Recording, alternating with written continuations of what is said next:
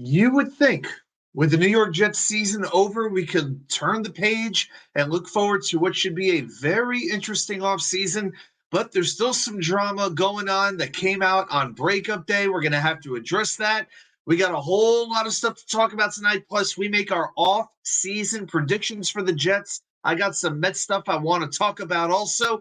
But it is Wednesday night. It is 10 p.m. And you know what time it is. We're live.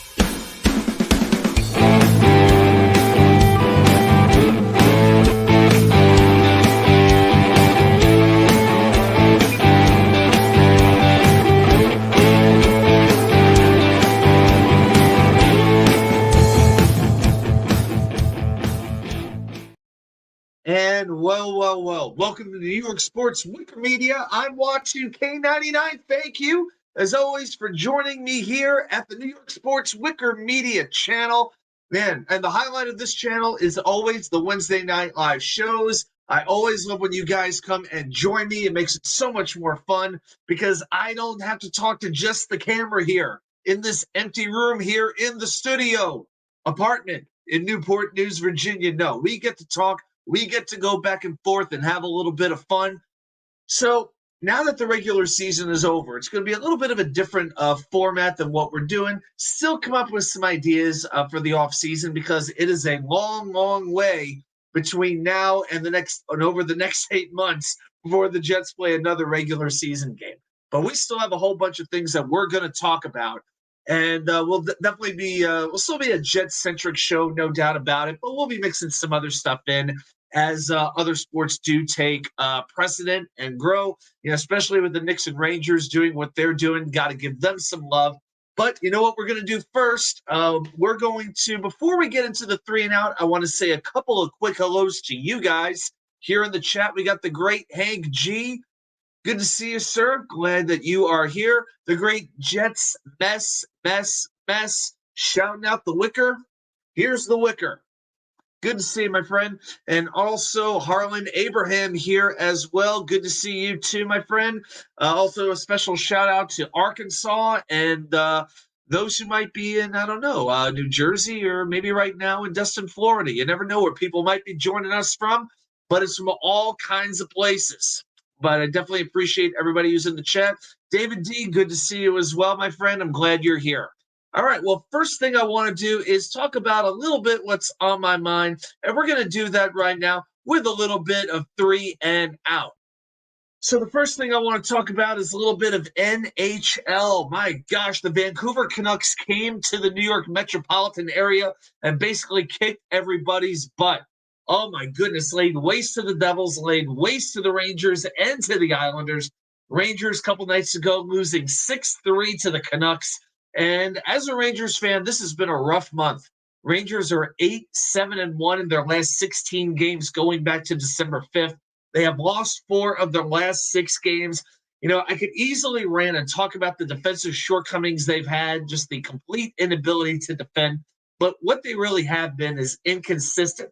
They are really struggling to defend teams who have speed and are pressuring them. They struggled terribly against Carolina. They were terrible against Vancouver.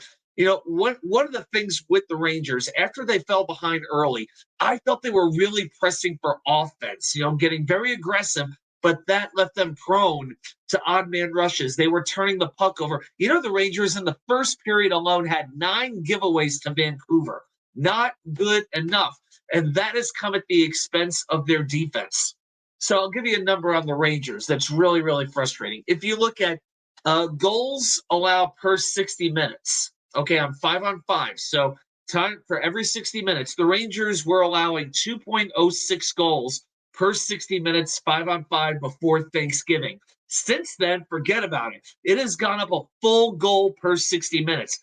3.08 goals allowed per 60 minutes in 22 games. That is 28 in the NHL. And what scares me the most is they are the worst ranked team in hockey in defending off the rush. And one thing, I went back and looked at some previous Stanley Cup winners. Whether you're talking about Vegas, Colorado, you name the team, Tampa Bay, those teams had a lot of things going for them, but one thing they all had in common, They defended in transition very effectively, and the Rangers are really struggling at that. They have allowed 5 goals or more 9 times this year. Absolutely unacceptable. And for a team that hasn't won a Stanley Cup in 30 years and hasn't seen the finals in 10, that is going to be a great way to lose playoff games when the competition gets tighter this coming summer. And now they're off to St. Louis on Thursday night. And I will say this. I do feel a little bit better, honestly, that the Canucks didn't just beat the Rangers. They were up for all 3 games against the Devils and Islanders, beating the Orange and Blue in the UBS Arena 5-2 in that game as well. Wow. Glad the Rangers don't have to see the Canucks again this year. All right, on to a little bit of basketball. The New York Knicks, wow. They're actually been running neck and neck with the Rangers for the best team probably in New York. It's the Knicks and it's the Rangers. By far the best teams in the metropolitan area. But you know what? The Knicks, to me, they're taking a little bit of an uptick right now. You know, a 112-84 win last night over Portland. The Knicks went up 38-22 after the first quarter. Never let up till that game was out of reach. It got to the point they were leading by 39 points at one time. 39. OG Anunoby, what an acquisition he has been from Toronto. 23 points on 9 of 12 shooting, 16 points in the first quarter alone. The Knicks are 5-0 since he stepped into the lineup. Wow. I didn't know he was going to be this good. I admit, I'm not the NBA fan I used to be, so I knew of him a little bit. Thought he was a defense-first player, but he's showing he can shoot a little bit too. But some other things I really like, you got Isaiah Hartenstein, 14 rebounds. Julius Randle, 20 points, 7 rebounds, 8 assists. Quentin Grimes, 17 points off the bench. Miles McBride, Deuce McBride, 16 off the bench as well. You know, a lot of people were scared with Emmanuel quickly gone. The Knicks were not going to have a lot of bench scoring. Well, they've been getting it as of late. Also, here's another thing that's a big deal. The Knicks made 20 of 23 foul shots for years, and this has been an issue with the Knicks for years. This goes back to the Patrick Ewing days. This goes back 35 years. The Knicks lost so many big games over the years because they couldn't shoot free throws well. And we saw some of that this year in addition. But you know what? 20 of 23 from the line. I love it. Fantastic.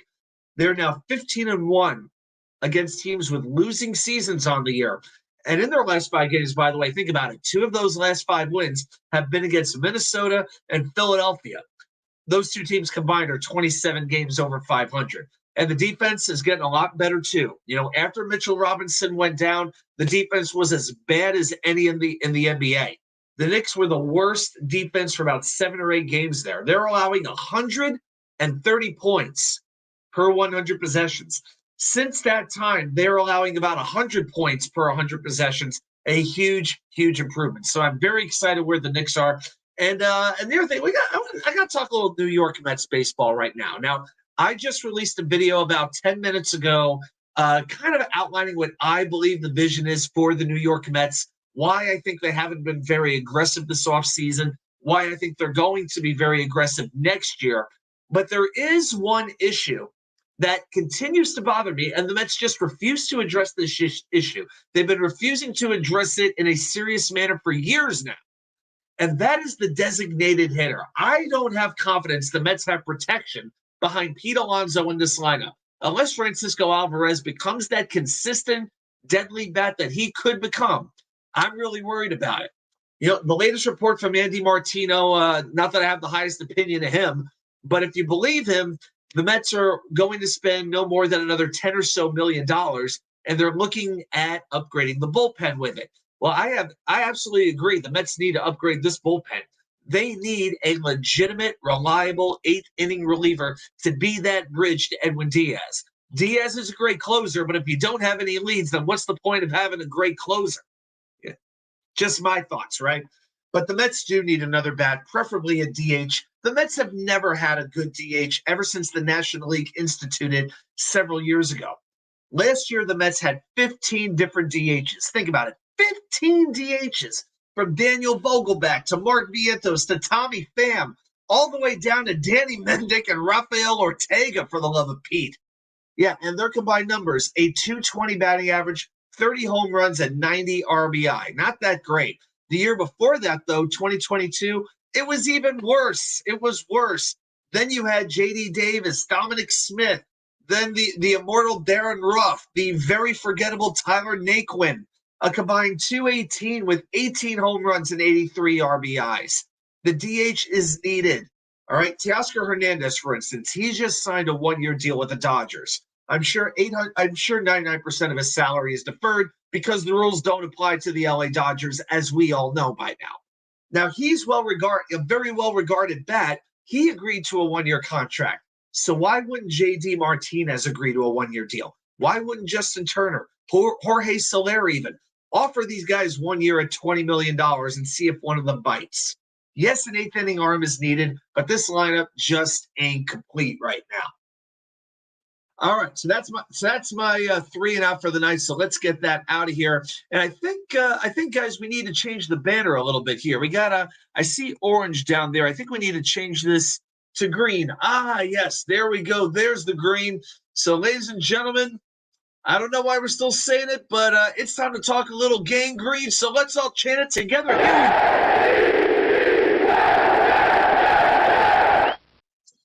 All right, so I want to talk a little New York Jets football here, and we're going to do a little bit of a recap of the season. We're going to talk about breakup day and some of the quotes that come out of that. We got to talk about the Keith Carter controversy. That's the big thing going on right now. I'm going to make my predictions for the off season, and then I think we're going to get into some trivia. And hey, if we get enough likes, we might just spin the wheel tonight. So, and of course, as a reminder, super chats and super thanks are always available there down below the description. I appreciate everybody's time and support. All right. So the first thing we're going to talk about is DVOA. This is something, let's blow this up. Why not? All right, so we've been talking about DVOA for a long time here. Gives a very accurate representation of how these teams are performing on offense and on defense. And it factors in the quality of the opponent, and it also factors in the difficulty of the situation, the down, the distance, all of that stuff. Let's look at it in a little bit more depth today than we have in previous weeks. So if we look at the total offense, as I'm sure we all would have expected, it is the 32nd ranked offense in terms of DVOA. If you go a little bit deeper, though, it is the 22nd ranked rushing offense and the 30th ranked passing defense. And a lot of that has to go onto the offensive line, especially with the rushing. The run blocking was porous this year in a lot of ways. I mean, that was one place I expected a player like Mekhi Becton to really, really shine. Even if his pass blocking wasn't going to be quite as good, I felt he could be a dominant run blocker, and we just didn't see enough of that from him. And then when you go down to offensive linemen, 11, 12, 13, when you're playing Jason Hanson, Billy Turner, Max Mitchell, guys like that. I mean, Max Mitchell, for all you could say about him, absolutely unable to run block. Just no other way to say it. But they did have some advantages there. I mean, Tomlinson for a while was run blocking well. Joe Tippmann showed the ability to run block very well. And again, when Elijah Vera Tucker goes out, we've watched this 2 years in a row now, the run blocking goes into the tank. It's happened 2 years in a row. It is just fact. It's just fact at this point. And then if we go a little bit further, we look at the defense. It came out to be the 4th ranked defense in terms of DVOA, only the 25th ranked rushing defense, but 3rd ranked passing defense. Now, I think with the rushing defense, if we think about that a little bit more, I'm sure that has a lot to do with the fact that the teams were running on the Jets over and over and over again. I didn't think this team had a terrible run defense, in all fairness. I do think the loss of Al Woods had a lot to do with it, but I think one of the things that the Jets need to acquire this offseason is the younger version of Al Woods. Just a big, nasty man who can come in there on those third down opportunities, those 4th down opportunities, and stuff the run. I think that's going to be a very big thing for them to find because, another thing I think with this defense is the Jets played from behind so often that it puts so much pressure on the defense. The idea of winning games this year, it makes sense when you think about it. With Aaron Rodgers, Breece Hall, Garrett Wilson, the Jets would get up early, then they'd be able to take over the game with their running attack. And meanwhile, these other teams are trailing, so they got to throw the ball, and that plays right into the hands of the Jets defense, which is amazing at both rushing the passer and covering wide receivers. And there were so few games when the Jets had an opportunity to do that. Okay, so to me, I'm not overly worried about the defense. I mean, man, if this was just a league average offense, I think we can all agree this team would be in the playoffs and having a game sometime this weekend. Might be the Peacock game, but we'll never know. And with special teams, they came in fifth overall. And as a team, looking at the whole unit, the Jets finished 25th in the NFL compared to 20th in 2022. So they actually dropped 5 spots, and that being primarily to the fact that this was the worst offense by DVOA standards in about 5 or 6 years. In fact, I think the number that I heard was, I think DVOA has been around since about 1981 or 82, somewhere in the early 80s. That's apparently when DVOA first came out. And since that time, so you factor all the teams, that's like 350, 400 teams, right? Different offenses. The Jets, I know for a fact, were ranked the 14th worst offense in terms of DVOA since that time, since like 81 or 82. And yet, everybody's coming back.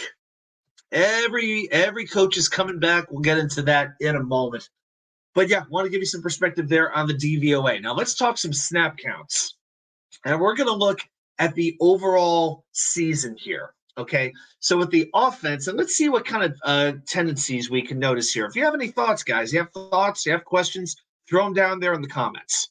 So the offense took 1,051 snaps. I got these numbers from Pro Football Reference, by the way. I've seen some different numbers reported by different places, but I'm going with PFR. I trust them. Zach Wilson had 657 snaps at quarterback. Trevor Siemian, 271. Tim Boyle had 119, all of which I believe were terrible. And Aaron Rodgers, we all know, 4. That right there pretty much sums up why the season turned out to be what it turned into. Running back, you had Breece Hall at 632. And I tell you what, I don't think the Jets' intention at the beginning of the season were to give Breece 632. I'm pretty sure they were happy giving him maybe 40% of the snaps, but I don't think they envisioned that. Dalvin Cook, a mere 194 snaps. That's like not even 20. Wow, that is just not a whole heck of a lot. Less than 20%. I'm willing to bet he's never played less than 50% in his entire career first season. But hey, it's one of those transactions that made sense at the time to an extent. I didn't love it, but I was willing to take a chance on it because I felt after Corey Davis retired, I was like, you know what? Get whatever weapon you can to help this offense because it's going to need it. It wasn't what was needed at all. Michael Carter, 135 snaps. Nick Bawden, 122. If I had it my way, he would have played like 250 snaps. And Israel Abanikanda, the rookie from Pittsburgh, played 75. So, yeah, at this point, Michael, it's a little surprising to see how small of a role Michael Carter really played. But one thing we really notice here is that the Jets really didn't play 2 running backs at the same time. They might have played Nick Bawden with a running back, but you really didn't see situations where it would be Hall and Cook or Hall and Carter, different things like that. And as much as this offense struggled, why not try some crazy things? Because what they were trying didn't work for weeks and weeks and weeks. And then at tight end, we've got Tyler Conklin, 738. Man, I'll tell you what, I think Conk had about as good of a season as you could have without scoring a touchdown. I was really hoping with my bold predictions, I was making the prediction the last few weeks, Conklin would finally score his touchdown. They did try against New England. It didn't quite happen for him. But I'll tell you what, if Aaron Rodgers is going to be his quarterback next year, we know Aaron Rodgers loves throwing to those tight ends. I think Conklin can have a big-time season, even better than the one he had this season. Jeremy Ruckert's time did go up as the year went on, 301 snaps. Of course, it would have been quite a bit more had it not been for the concussion that he sustained. But you really wish it could have been sooner because then we get to CJ Uzomah. As we say a quick hi to Wild Wave. Good to see you, my friend. Hey, man, I'm just here in the studio apartment, just having a good time. We're talking a little bit of Jets right now, and you pretty much knew we would be, right? But CJ Uzomah may have been about as disappointing a player as there was on this roster. Great guy. Great guy. What else can I really say about CJ Uzomah? But he had some absolutely pivotal penalties that really, really hurt this team. Whether it was that, whether it was the drops, or he really, really struggled to block. Yeah, his blocking was just not good enough. It's very hard to envision him being a Jet next season. Kenny Yeboah had 120 snaps, not bad considering he missed a very large chunk of the season. And my man Zach Coots got 2 snaps at the end of the season against New England. Hopefully, it's going to be a lot more in 2024. So the year of the Coots will be 2024. I certainly hope. At wide receiver, we've got Garrett Wilson at 961, played nearly every snap. What an amazing player he is, the new number 5 of the Jets. And here's where it starts to get absolutely, oh my gosh. Yeah, you almost need a drink to get through this slide. Alan Lazard, 651 snaps. Xavier Gibson, 473, turned into a nice little gadget player. It's like Gibson, to me, kind of turned into what McCole Hardman should have been. Running the gadget plays, going deep, not the most talented receiver, maybe not an every down player, but a capable player. But I don't think he's ever going to be like the starting receiver across from Garrett Wilson.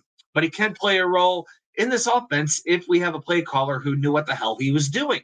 Just saying. Jason Brownlee, 295. I think we saw some glimpses from him as well. Did get hurt a few times, so a little bit of a concern. Nothing too serious, but he's going to have to stay on the field. And I think if I had to bet on one of these kids becoming a starter or playing a major role in the offense, I could see it being Brownlee. There's definitely ability, but it's got to be coached well. So I think this is going to be a very big offseason for Brownlee. You have Randall Cobb at just 200 snaps. Malik Taylor at 48. Oh, my. He, disappeared, didn't he? Yeah, Malik Taylor, it's like I remember 2 or 3 deep shots they would take towards him, but it feels like he was inactive for the last 12 weeks of the season, right? He just disappeared.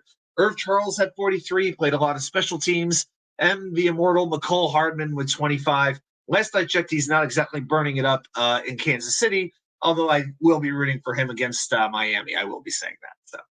And he wound up on IR for a little while as well. Hey, Vervain's here as well. Man, I said early in the show, both our hockey teams got whipped by Vancouver. My goodness. Yeah, Hardman got 25 snaps, and I think I noticed him maybe 2-3 times during the entire season on the field. Unbelievable. Then you get to the offensive line, and we're going to need a few minutes to get through this crap. Oh, my dear God. Laken Tomlinson, he played 1101. I know that one's not right, but he played practically every snap there was to play. So basically all 1,051 snaps. Again, we got these numbers from Pro Football Reference. So I crossed them over with a couple of websites. So some of them I wasn't sure whether to trust them or not, but I went with PFR. Mekhi Becton played 987 snaps. You got to give him credit for playing in a contract season. Missed some time with an ankle, but he did play. Not very well, at least up until the last season. Now, in the last game against New England, he actually played very well. He had an 83.2 pass block grade per Pro Football Focus. That was his season high. So there is something to be said for that because New England does have a decent defense. He did not allow a single pressure. And here's the most shocking part, all right? Everybody, if you're sitting down, hold on to your chair because I'm going to tell you something that you will not believe. In the last game of the season, Mekhi Becton did not take a single penalty. Who would have thought it was possible? But Mekhi Becton had a penalty-free game. It's amazing. Amazing, but he actually pulled that crap off, man. All right, Joe Tippmann, 854 snaps. And remember, Tippmann did not play the first 2 weeks of the season. He did not play against Buffalo. He did not play against Dallas. He came in for game 3, and as long as he was healthy, he was not coming out of the lineup. And he was wearing a boot on Sunday after the New England game, but he should be okay. Probably the number that I'm most encouraged about with Tip. He finished 13th among all centers in pass protection with a 3.3% pressure rate allowed. So 13th out of, I think, 31 qualified centers. So to finish above average in pass protection as a rookie, that's a lot more challenging than the run blocking grade. So let's give credit to Tippmann. So, and then watch after Tomlinson, Becton, and Tippmann, it literally goes off a cliff. The fact that Max freaking Mitchell had the 4th the fact that Max Mitchell had the 4th most snaps of any Jets offensive lineman at 474, Do I really need to say anything else? There's certain content providers, God bless them, who love Max Mitchell, who champion Max Mitchell, but you just can't defend him right now. I'm sorry, you can't. Carter Warren stepped in. I thought Carter Warren looked like he could be a potential piece next year. I could see Warren being a third tackle potentially. If he is our backup tackle next year, then I'm fine with that. And that's one reason I think Mekhi Becton could very well go. Now, I've said this before. What I would do with Becton, I'm willing to give him a contract, but it's a 1-year prove-it deal, and it's not going to be more than about $9-10 million. But then again, after what we heard about, and of course we're going to get to it in a few minutes, I don't know if Becton's coming back. But if he doesn't, I think Carter Warren can step into that spot. So then we go to Connor McGovern, 371 before he suffered a season-ending lower body injury. You have Xavier Newman at 280. The less we see of him, the better. The great Elijah Vera Tucker, unfortunately, only 250 snaps before his Achilles injury suffered in Denver. Jason Hanson, 246, did what he could. Billy Turnstiles himself with 208.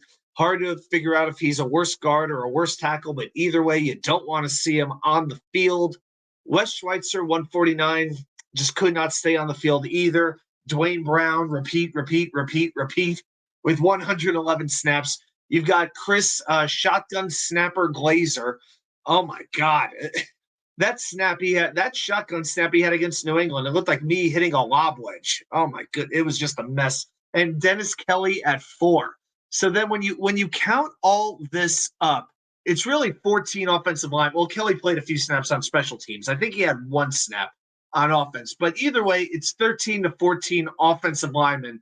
Guys, we're a long ways removed from DeBerkeshaw Ferguson, Brandon Moore, Nick Mangold, Alan Faneca, Damian Woody, Matt Slauson, and those guys.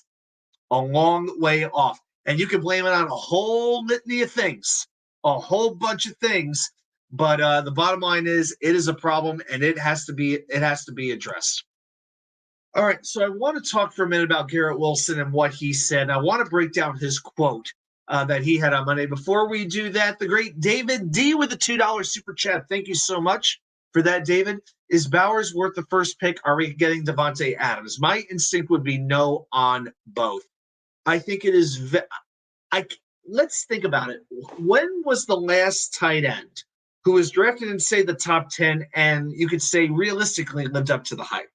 We could look this up, but like Kyle Pitts, for instance, good tight end, but it's like in the right offense, he's good, but is he really that special? Was he worth like the number 4 overall pick? And I don't know. But I would say this. I would trust Aaron Rodgers to be able to get the most out of pretty much any tight end. And I don't think you need to use a first-round pick on that unless pretty much every top wide receiver and offensive tackle is out. All right, if we go back, so I pulled this up. Every tight end taken in the first round since 2000. So let's go through those together, all right? And let's figure out if it was a good enough pick. Let's do that. So Kyle Pitts was drafted 4th in 2021. I personally don't think he was worth a number 4 overall pick, unless he's playing the Jets and Bryce Hall's covering him. That's about the only one. Wild Wave says it's not fair to compare this kid to past tight ends. Bowers is special and is one of one.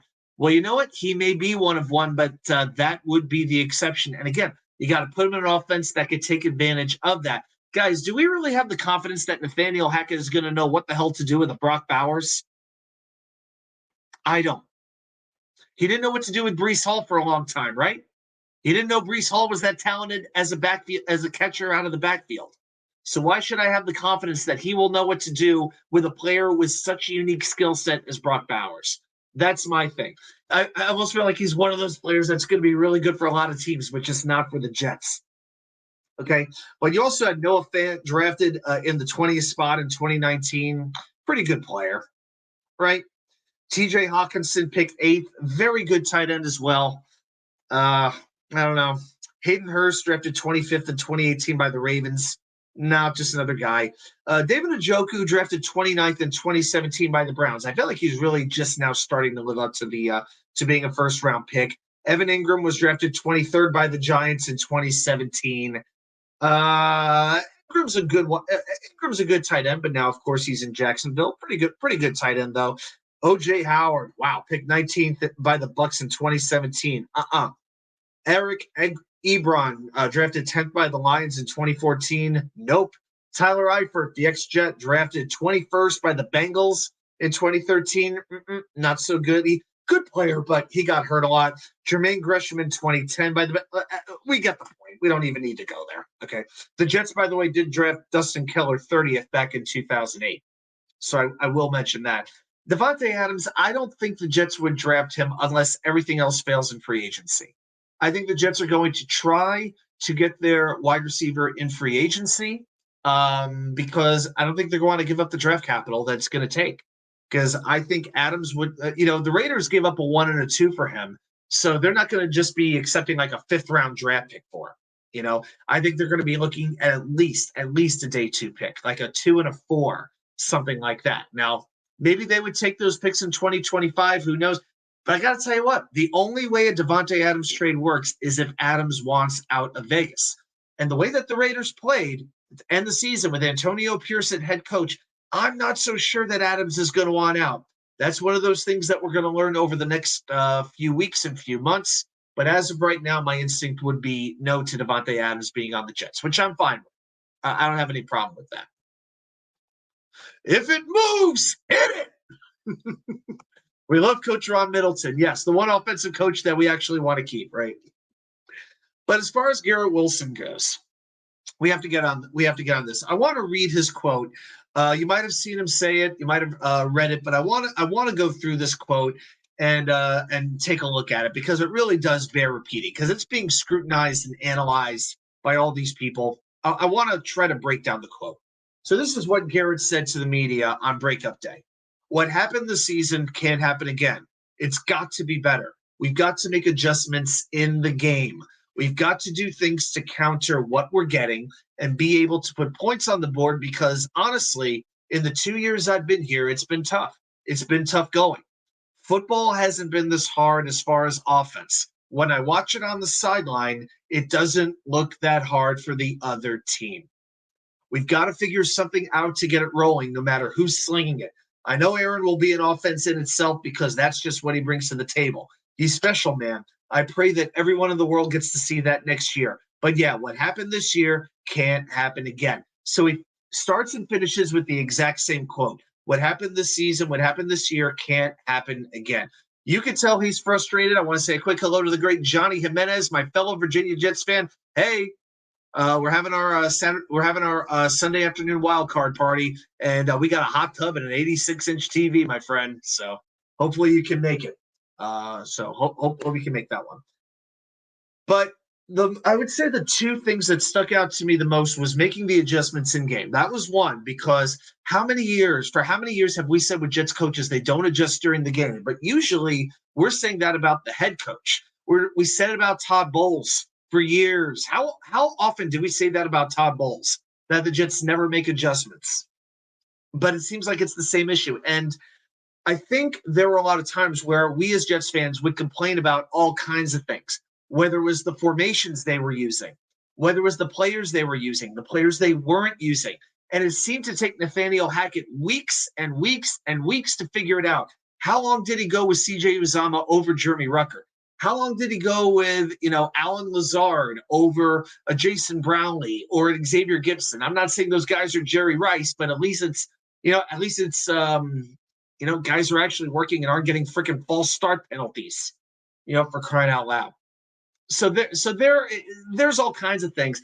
But I felt, the slowness to make adjustments on offense, it wasn't in the game. It wasn't even by the week. It was by the month. So to me, Nathaniel Hackett proved himself to be one of the most stubborn offensive coordinators I've ever seen. And it didn't work.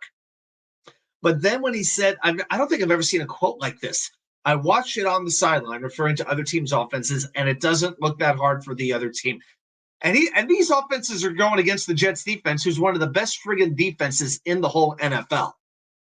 So it's pretty amazing because he knows that there is a window for this team. This team has an opportunity to be great. And you know what? Garrett would not be so frustrated if he didn't think this team could not be great. Think about that. There are a lot of people like on the radio are saying the Jets are in danger of losing this guy and all of this. I'm not worried about that just yet. It's only year 2. He's not going anywhere for at the very least 2 years. Okay, there's no chance. The Jets would pick up his option anyway. If there was a trade, God forbid, they would trade him before that year. But Garrett will be here for a while. I have absolutely no worries about that. But I'm glad he did what he did. I'm glad he said what he said because Joe Douglas has to know what has to be changed. He's never going to call anybody out really in me all that much outside of himself. Robert Saleh, the same thing.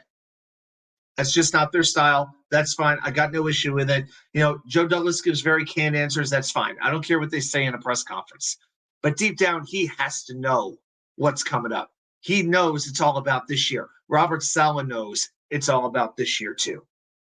So we got some guy here. Tomlin leaving the Steelers. We could use him if that's true. There's no report that Mike Tomlin is going anywhere. Did this just break? Is this breaking news? I haven't seen that news come out. It's sorry, man. Sorry. No, that might be a rumor, but I'd be very surprised if Mike Tomlin left. I mean, there's a lot of coaches that are out there all of a sudden, but no, I'm not thinking about any coach leaving and coming to the Jets. If anybody, the offensive coordinator that Tennessee just fired will be here as maybe the new quarterbacks coach, replacing maybe Rob Calabrese. To which I say, fine, I don't need Rob Calabrese with the Jets anymore. But yeah, I don't think Tomlin is. I don't think Tomlin's going anywhere. Garrett needs that C on his jersey. You know what? If this was the Rex Ryan days when half the team had a C on their jersey, I would agree. But you really only have 2 captains, and I would say this. I would say if you made it Aaron Rodgers, because Aaron Rodgers will undoubtedly be a captain next year. There's no way he can't be. But if you made the captains him and Garrett, I'm good with it. It's kind of hard to think of an offensive lineman who's earned the C. Tippmann's too young. AVT hasn't played enough. He's still too inexperienced. Brees, maybe. You can make the argument for Brees if you really wanted to. But I think the most likely candidates would be Rodgers and Garrett, assuming they stay with two offensive captains, 2 special teams captains, and 2 defensive captains. Yeah, it's just a rumor, and I don't think it takes a lot, okay, for the Pittsburgh Steelers to fire a coach or to get rid of a coach. So they're not. I don't think they're going to get rid of Mike Tomlin unless they totally have to, or if it's completely broken. And again, the Steelers are in the playoffs. So, and I got to say, they did it with a lot of smoke and mirrors. This was not one of the 7 most talented teams in the AFC. The Steelers were not in my mind at all, and they weren't coached very well either. But you know what? They found a way to make it in. So hey, I give them credit. I'd be very surprised if Tomlin goes anywhere. I really, really would. So those are some thoughts on the offense. Oh, and now before we get into the defense, let's talk about. Hey, we got Modine. I like Vrabel too. I do think it's a little bit of a foregone conclusion he's going to New England. I think there's a lot of teams that are going to want him. Washington's going to want him, and remember they got the number 2 overall pick. The Chargers are going to crave him as well. Yeah, I think Vrabel's going to be maybe the most sought after coach out there, unless Jim Harbaugh announces he's leaving Michigan and wants to come to the NFL.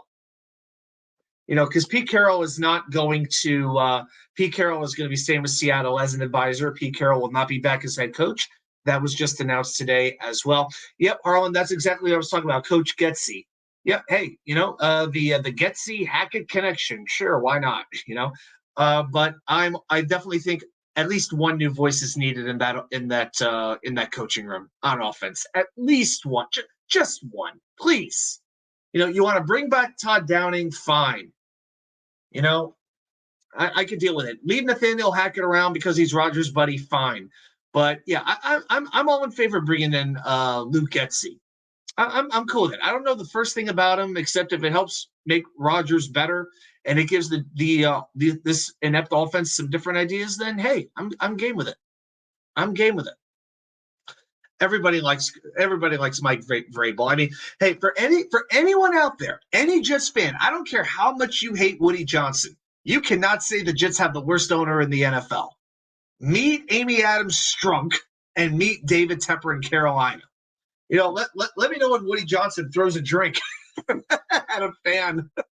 But for them to get rid of Mike Vrabel, for Tennessee to lose Mike Vrabel after 2 years after he's named Coach of the Year, he took the team to an AFC Championship game. Absolutely. And they did this. They didn't even seek a trade because they felt they would want to get their candidate. And if they waited too long, they wouldn't be able to get him. That is just a complete lack of patience, a complete lack of focus, and a complete lack of perspective. Shame on the Tennessee Titans for letting Mike Vrabel go. Man, I hope he doesn't wind up in New England. I really, not that the team was great this year. Just saying, the team was not exactly great this year either. I don't know how. Put it this way: if you take Bill Belichick out of New England this year for this past season and put in Mike Vrabel, how many more games, are the Patriots really winning? It's hard to quantify that, but I don't think that the Patriots are a playoff team if you just replace Belichick with Vrabel. So I want to be fair in that sense as well. All right, but we're talking about the coaches. We have to talk about the Keith Carter controversy. Oh my gosh! As a matter of fact, let's just blow this. Let's blow this darn thing up, right? My goodness. So I want to talk about what is going on because that's been the big thing this week. So this was Keith Carter's first season here as offensive line coach. Now, longtime Titans left tackle Taylor Lewan was down on Carter last year before he came to the Jets. So Lewan, who has a podcast, everybody has a podcast, he said that they had a very up and down relationship in Tennessee. He said, he's a tough coach, which is fine, but it was in more of a dictator way when he was in Tennessee. But Carter kept getting better. But this was the scary thing. His offensive line had a way of wearing out over the course of the season. Now, when Carter was hired, I was good with it. I did a video about it. I felt it was good for the Jets to have a coach who had a little bit of bad cop, who had a little bit of a-hole in them, just a little bit, because Robert Saleh is the epitome of a good cop coach, right? Robert Saleh is never going to criticize anybody. It's hard to imagine him yelling outside of the one time he did yell at the offensive line on Hard Knocks. So I felt maybe a little bit of bad cop would be good. Maybe it would be good for a player like Mekhi Becton, who could use a little extra kick in his considerably sized rear end, right? But the injuries happened to the Jets again this year, just like they did in Tennessee. A couple years ago, Tennessee lost all 5 starters at one point. So eventually you have to ask yourself, is that bad luck? Is that the turf at MetLife Stadium? Is it on the coach? Is it on the medical staff? Is it on all of those things? Laken Tomlinson, I thought he was off to a good start this year. I thought he was playing quite a bit better, but his quality of play really seemed to deteriorate over the course of the season. And maybe, just maybe, that has something to do with Keith Carter and his style of coaching. I'm not making an accusation. I'm just throwing an idea out there. And, Becton was getting worse and worse over the course of the season up until the last week, just like I just said, when he was really, really great against New England. Carter Warren seemed to develop, but he couldn't do a darn thing with the Max Mitchells of the world. And so then we look at the tweets, or this was on Taylor Lewan's Instagram page, and I put it up here for you. Still blown away that Braves was fired. Guy is a dude's dude who got players ready every week with a clear game plan. Loved him as a coach, except for 2018. Let's see. Yeah, let me take myself out of there. There we go. Except 2018. Loved his coaching step besides Keith Carter. It was hard work, but it was always worth it. I have no doubt my son will find a new head coaching job in the very near future. Cheers to Mike Vrabel. And Mekhi Becton has the nerve to chime in. The soon-to-be free agent Mekhi Becton feels the need to run his mouth saying second paragraph ain't nothing but facts. Wow. You know what? I could imagine Becton doing that. I don't even have a problem with Mekhi Becton being pissed off at Keith Carter. I expected there might be a little friction between those two, but I hoped there would be, a relationship that would develop and prosper over time. Apparently it didn't. But then you go to Twitter onto the right side, and Breece Hall's dropping the crying, laughing emoji in response to Lewan's Instagram post and to what Mekhi Becton said. And that is a cause of concern for me, because I don't mind Becton being upset, but I'm a little bit worried about Breece Hall. Although, don't you have to wonder a little bit about Breece Hall, just how close Breece Hall and Keith Carter would have worked together? Now we know that Keith Carter is the offensive line coordinator for the Jets. But yeah, was he also the run game coordinator? I think he's also the run game coordinator. So he does work with Brees a little bit. But yeah, if there was issues between the two of them, that wasn't publicized as well. But at the end of the day, I still believe if Aaron Rodgers stays healthy and whatnot, I think it would camouflage a whole lot of the issues. But I guess my biggest concern is this: when you see deteriorating line play and you see the majority of the offensive linemen not developing, you can put that on the coach. But I felt he developed some offensive linemen a little bit in Tennessee. So, but if they were to let go of an offensive coach, I could understand it being Keith Carter. But we know how loyal Robert Saleh is to his guys, and he most clearly is being loyal to a fault here in this situation. Hopefully, not to his detriment. But this is just another example of what Garrett Wilson was talking about with the offense struggling and needing to change. Because if there won't be any changes with the coaches, then you sure as hell need to change some players. And that's more than just the quarterback. All right, so that's some thoughts on the offense. So let's go back to the snap counts here, guys. We're going to look at the defense and see what that looked like. So in 1,137 snaps, all right, compared to on offense, the Jets had what was the offense number? 1,051. So a little bit more with the defense. So Quinnen Williams, 794 snaps. Jermaine Johnson, 747. Very, very impressive that he worked his way to having that large of a role on the defense. Amazing job by him. John Franklin Myers was 627, would have been more had he not been hurt over the last few weeks. Solomon Thomas, wow. Who would have thought it would have been Solomon Thomas with the fourth most snaps among defensive linemen with 484. Bryce Huff right behind him at 480. Man, hopefully for not the last season as a Jet. Yeah, we'll talk a little bit of Bryce Huff for sure as time goes on. Then you've got Quentin Jefferson at 469 coming in sixth. I think we talked about last week. I think definitely the best free agent signing that the Jets had during this offseason was Quentin Jefferson. I really hope that he does come back. Michael Clemens at 369. I think one of the mistakes that the Jets made this offseason was having him put on weight and trying to move him to inside to defensive line, defensive tackle. It just didn't work as well. Clemens is a defensive end. And hopefully he drops a little bit of weight this offseason. Will McDonald, only 184 snaps. That's been analyzed and scrutinized to death. I still have a lot of confidence in his ability, in his talent, and what he can bring. We're seeing the explosiveness. We've seen his ability to make plays on defense, on special teams.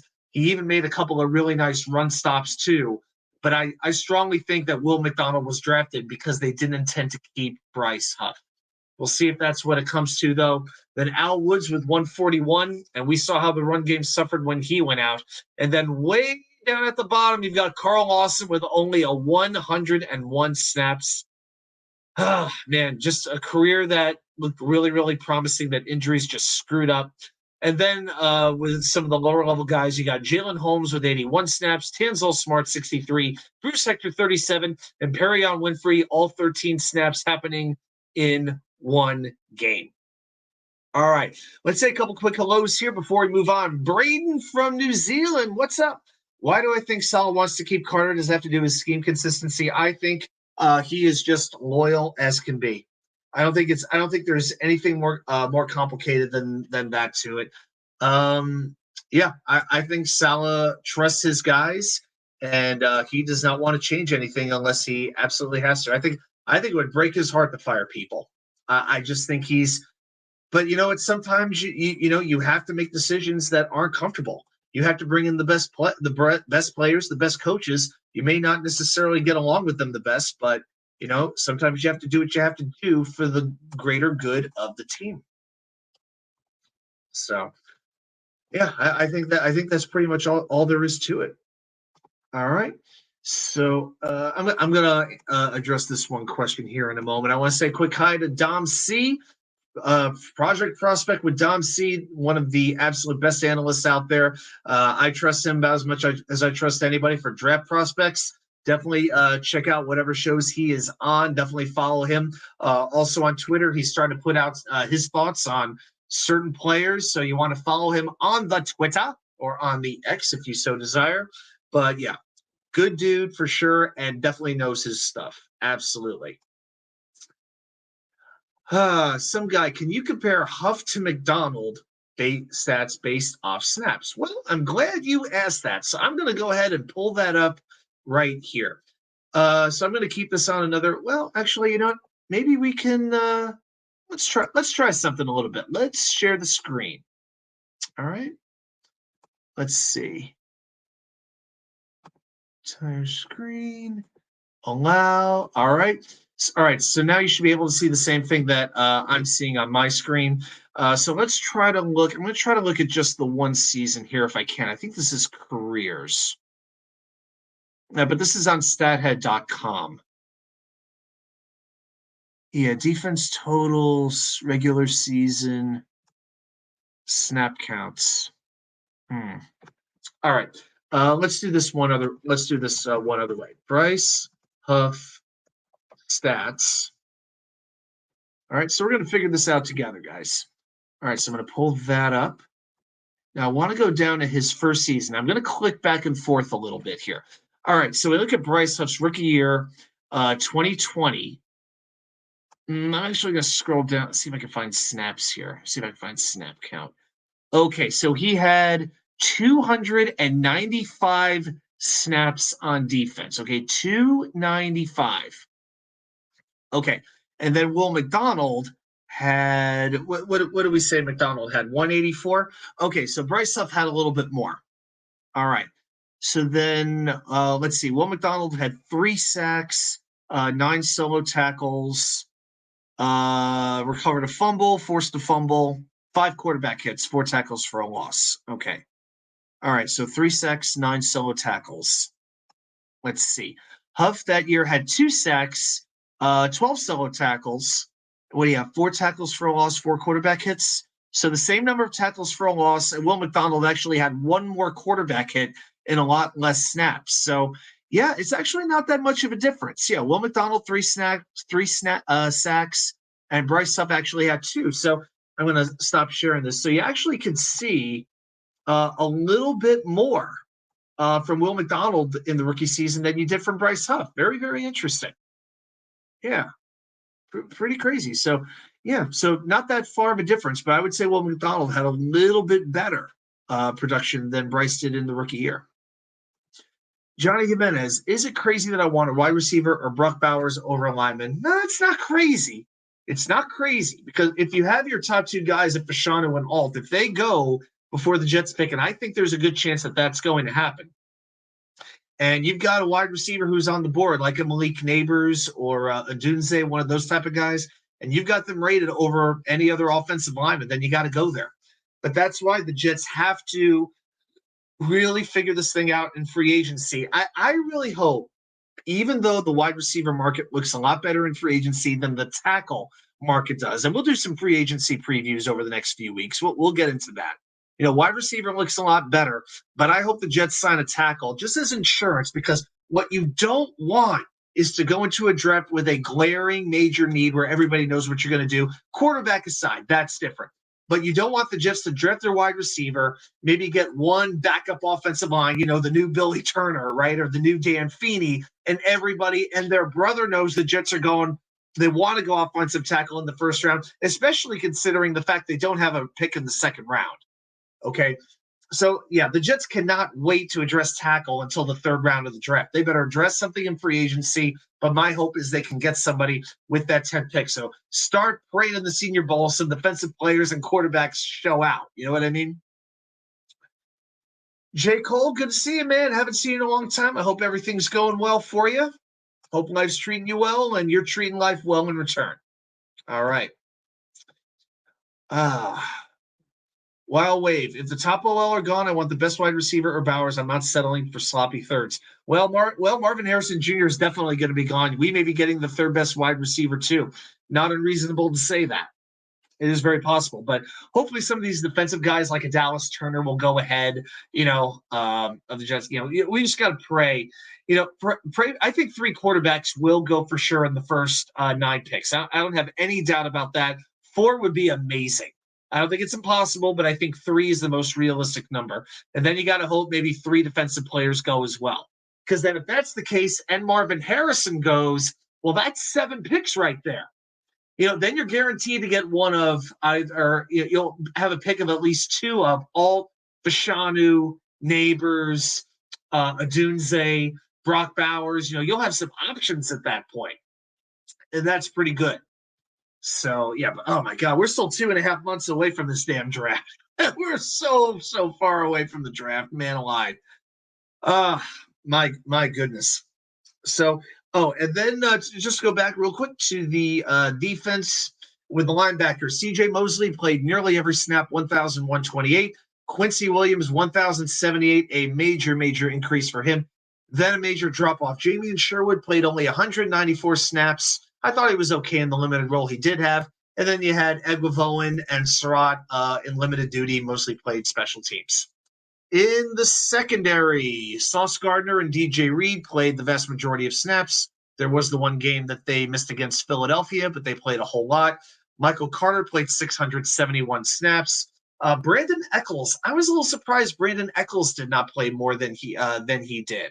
Was hurt for a little bit, but yeah, I thought we'd get a little bit more from Eccles this year, a little bit more production. Bryce Hall played only 138 snaps. I thought he did play well when he did get a chance, though. Craig James and Tay Hayes, man, that'll be a great trivia question one day. Name the 3 starting quarterbacks for the Jets when they finally beat Philadelphia. Bryce Hall, Craig James, and Tay Hayes. Who would believe that would be the case, right? Man. And then at safety, not a whole lot to say here. You've got Jordan Whitehead and Tony Adams playing the majority of the time. Great job by Tony Adams stepping up his game this year. The coaching staff, they believed in Adams, and they were exactly right. Adrian Amos played 265 snaps. Ashton Davis, only 217, which it feels like Davis played a lot more than Amos did. But, yeah, Davis really started to emerge as the year went on. But, yeah, Amos still had more snaps. And who knows how different this would all look if Chuck Clark hadn't gotten hurt. Maybe Adams would have fewer snaps. Maybe Whitehead would have fewer snaps. I guarantee you Davis would have had a much lesser role as well. But, yeah, that loss of Chuck Clark, who knows if the defense would have been even better. All right, so we got a question here from Braden. Who is your favorite offensive tackle in free agency? Well, I think it's pretty weak, all things considered. Put it this way, George Fant is a legitimate top 10 offensive tackle free agent this offseason. Tyron Smith does interest me, but he is 33 years old. Actually, I'm looking at one website, even Mekhi Becton's listed as the number 3 offensive tackle on the market, which is pretty wild. I would say Jonah Williams. He's very, very durable. You're not going to use him as your left tackle, but you could put him at right tackle and go with that. But maybe the Jets envision Elijah Vera-Tucker as their right tackle, and if that's the case, then I don't think it makes any sense to bring in Williams. He's a right tackle in my mind. He's not a left tackle. And then you have Mike Onwenu, if I'm pronouncing that rightly, from New England. He could really play guard or tackle. It'll be interesting to see what kind of market he gets as well. So Onwenu from New England, I think, is definitely somebody to consider. So I would say some Onwenu, Tyron Smith, Jonah Williams. Trent Brown's available as well. I'd probably say Jonah Williams at right I don't know. I mean, Williams is a little bit younger. I guess Tyron Smith is what I would go with. Don't love the age. He's about 33 years old, but I think he's about the most capable player that there is. But, hey, maybe David Bakhtiari gets cut loose, and then the Jets bring him in. And then he gets added to the list. So, I guess my biggest hope is this. There will be players cut, and hopefully there's some decent offensive tackles that do hit the market. But, again, the free agency class, it is not very inspiring. When Becton and Fant are legitimate top 10 tackles on this class, you can see why the Jets should focus their efforts in free agency on wide receiver and maybe and obviously keeping their own as well. And I think defensive tackle too. All right, guys, so here's what we're going to do now. We are going to do, it's already 11 o'clock. God dang, where does the night go, right? All right, well, we're going to do some off-season predictions. So we're not predicting next season. We're talking about some different moves the Jets will make, We're going to talk a little bit about free agency, make some predictions for the draft as well. So I'm going to give you my predictions. I'm putting them out right here on the live show, and I'll be looking. Let's look for some of your comments as well. Harlan, I'm not saying it's an ideal pick, but you know what? Rodgers loves him. And let's be honest, Aaron Rodgers is basically owner, general manager, coach, and chief scout of this team. You know, if there were a lot of other options as well, I'd mention them to you. But of the players I mentioned, did anybody really get you excited? I mean, how excited can you get over these guys? But again, this is a rich draft. From what I understand, this is going to be a very good draft for offensive tackles. I just don't want the Jets going into the draft needing 2 tackles. That's why my personal opinion is Elijah Vera Tucker is going to be the right tackle. That's my opinion. We'll see what happens, though. All right, so Jets off-season predictions. So here are my predictions as far as the off-season goes. Now, I'm not going to put these on the screen, but here's what I predict.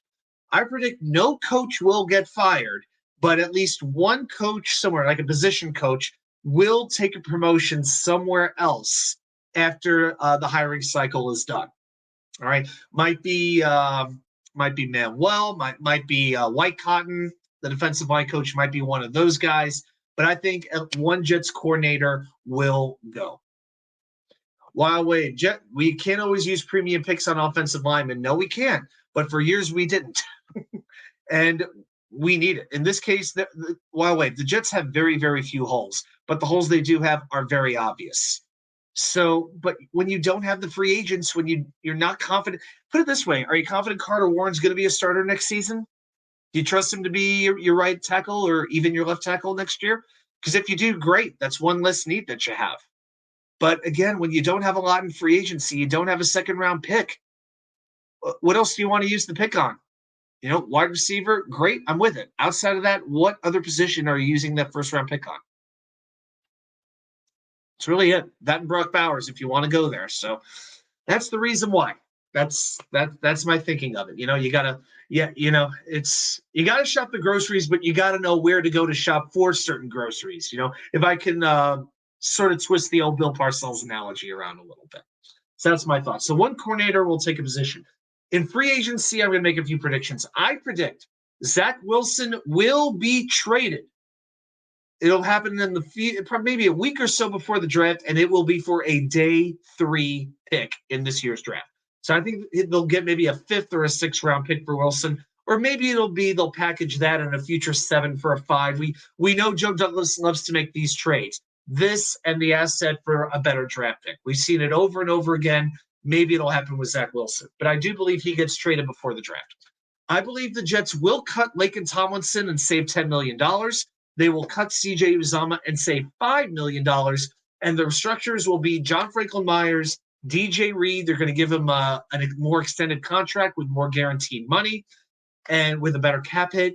And C.J. Mosley will be restructured as well. I think his hit is like around $21 million. So they're going to have to do something with Mosley.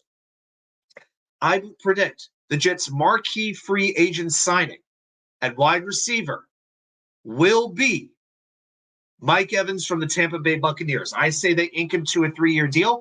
I love T. Higgins. I want T. Higgins. I think he would be a fantastic complement to Garrett Wilson. I don't believe this is the type of receiver who's been a number 2 behind another player, goes to another team, and all of a sudden he can't play anymore. T. Higgins, I love him. He's young. He's fast. He's speedy. Had some injury issues this year, a little bit of a concern, but I believe he'd be a fantastic fit here. But I think Evans is who they're going to wind up getting. I predict the Jets will sign a veteran backup quarterback, and that quarterback will be Ryan Tannehill. It makes all the sense in the world. I think the Jets bring in Getsy from Tennessee. They already have Todd Downing. They already have Keith Carter. Tannehill just makes too much sense. And plus, I think you want a quarterback who's a little bit similar to Rodgers in terms of not his talent, but what he's good at, what he's not good at. This is why, to me, like I heard one person talk about trading for Justin Fields. It makes no sense. Justin Fields runs a completely different style of offense than Aaron Rodgers does. You want a quarterback who runs a somewhat similar offense to what Rodgers does, you know, with limited motion and things like that, not a whole lot of mobility involved. So to me, Tannehill makes sense for a year or two. I predict This one hurts, but I predict Bryce Huff will not be a Jet next season. I think he wants to be a full-time player. The Jets just aren't able to do that. I think it will be a tag and trade. I predict Quentin Jefferson stays with the Jets. I predict Al Woods and Solomon Thomas both leave, and the Jets have to bring in 2 new defensive tackles, one in the draft and one in free agency. I predict in special teams the Jets will keep both Thomas Morstead and Greg Zuerlein and ink them both to 2-year contracts with reasonable opt-outs after one. But I think it's going to be a thing where one signs and one will sign like a day or two later. I think it's going to happen very, very quickly that we keep both those players. And it's been a while since we really committed to special teams, you know. Think about it. We went through like a kicker a year. I mean, you remember after 2017 when we let go of Jason Myers and Andre Roberts? We let them both go to Seattle and Buffalo, respectively. They both made the Pro Bowl, so we had to let them go, right? They're good. We can't pay them. Can't pay them. Oh, my gosh. But I think we will keep Morstead and Zuerlein. All right. Looking ahead to the NFL draft, I predict the Jets will get 3 comp picks for this year's draft. 1 in the 6th round and 2 in the 7th round. Now, here's why I think that's going to happen. If you look at last year's free agency, all right, the Jets lost Sheldon. They lost Sheldon Rankins, but they signed Alan Lazard. I think those 2 cancel out. They lost Nathan Shepard. One quick swig of water here for the working man and the working woman. That's better. I predict that so Nathan Shepard and McCole Hardman sort of cancel each other out in my mind, right? So then they lost Nate Herbig, Mike White, and Dan Feeney. So I believe that they will get comp picks for those 3 players, and I think there will be a 6th and 2 7ths. So I think the Jets will have a couple of very late draft picks here. All right. Oh, we got the great Nick Shine here for trivia. No, you haven't missed trivia yet, man. We'll be doing trivia in a little while. And let's see. I think right now we've got, what is it? From what I'm seeing here on the screen, 13 likes. Is that where we are right now? Yeah, I think we're at 13. I think we're at 12 or 13 right now. Yep, we need 15 likes to spin the wheel a little bit later. So if you want to spin the wheel, make sure to hit that thumbs up button. It helps out the channel, helps spread the word, and I definitely appreciate everybody's support. Hey, we just passed the 800 subscriber mark. I love it. Thank you so much. Even put up a little balloon video for that, so we had a little fun with that. But yeah, we passed 800. Just want to say thank you guys for that. Thank you.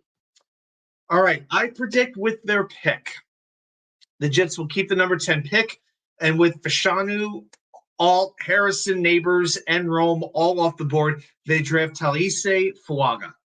I think from Oregon State. I think the Jets will draft him and plug him in to be their new right tackle.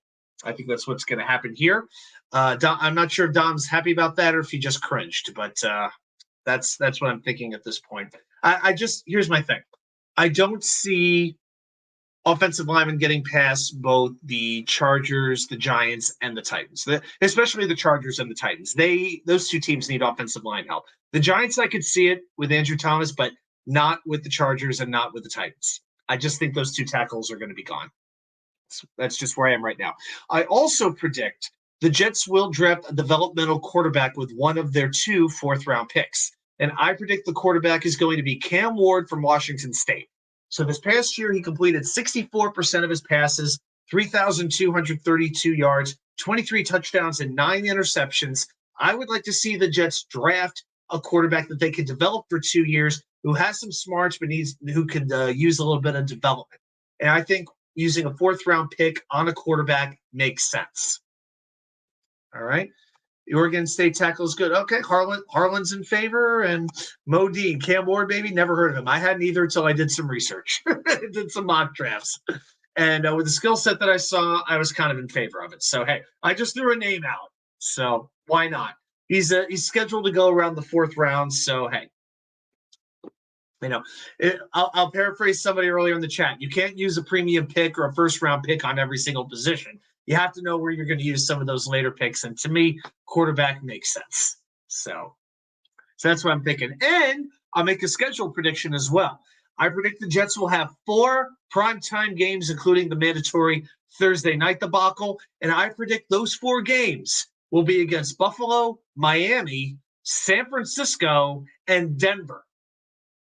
So that's what I'm thinking is going to happen. Those are going to be the 4 games moved to prime time. I know Denver doesn't sound too exciting, but I could see Jets Broncos being a Thursday night game. It's usually like the Thursday games are not always the best, but there's like a reason why they're there. There's some kind of connection somewhere. So I think Jets Broncos make sense for say Thursday night. I can see Jets Niners on a Sunday or a Monday game. And I think there'll be a couple of division games as well. So I'm predicting 4 primetime games for the Jets. All right. Well, those are my predictions. I'm going to hold on to them. And, when we're getting close to the preseason, we'll take a look back at it. We'll look back at them and, because we hold ourselves accountable here in the Wicker Chair. And we'll see how many we get right, how many we get wrong. Your predictions cover every day for the next 9 months. Hey, it'd be too easy. It'd be too easy to say, we'll draft a tackle.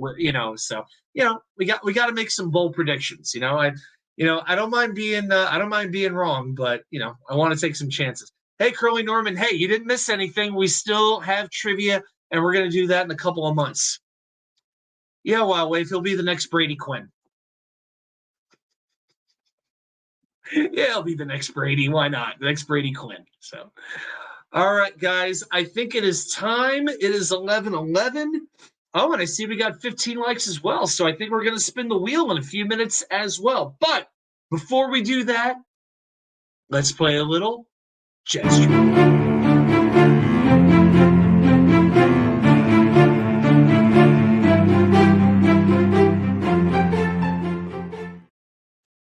All right, guys. So you all know how this goes. We give you 5 minutes to get the question, and the question goes like this. It's going to be playoff related because we are in the middle of the playoffs. When the Jets beat the Patriots in the wild card game all the way back in 2011, last time, of course, the Jets won a playoff game, 2 Jets recorded double-digit tackles. Name them, and I just gave it to you because I'm an idiot. David Harris and Eric Smith. I didn't edit it. Oh, my gosh. All right, I messed that one up. That is my fault. I apologize. David Harris and Eric Smith. All right, everybody feel good? All right, great. No, it's okay. I could come up with another question here. So, all right, give me 2 seconds, and I'll give us a real question. It just won't be on the screen. So, but yeah, David Harris and Eric Smith had double-digit tackles, and to be honest, I'm confident that you all would have got that one anyway. Curly Norman's here, Nick's here, pretty much the trivia masters. So, yeah, I think you would have come up with that one. All right. All right, just give me a few seconds here, and I'll come up with one here for us. Let's see. Okay, I got one. All right. In the 2002 playoff win over the Colts.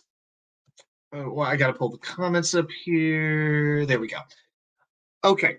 In the 2002 playoff win over the Colts, there were 2 Jets who intercepted Peyton Manning in the game. Who were those 2 Jets? Okay, 2002. Actually, I think I'm gonna go ahead and type it in. 2002 playoff win over Colts.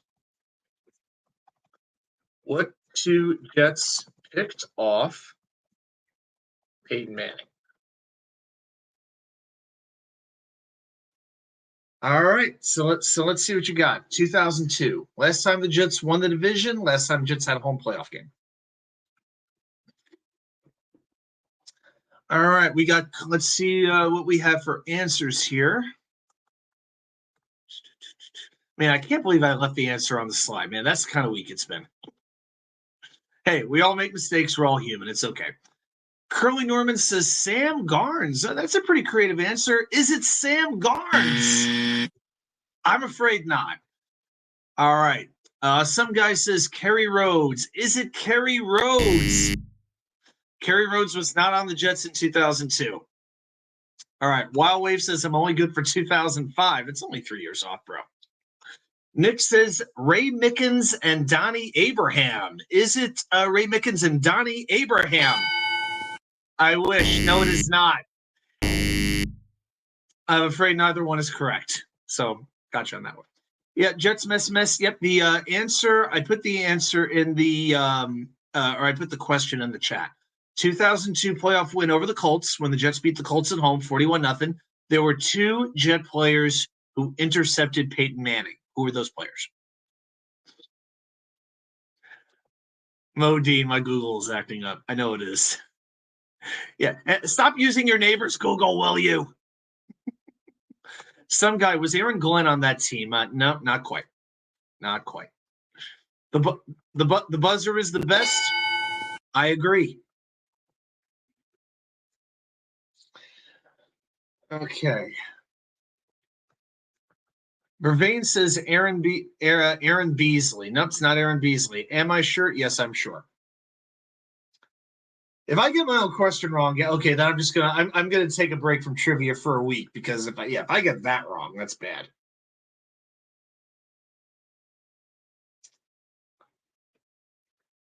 But now that you said that, of course, you have me second guessing myself. So thanks.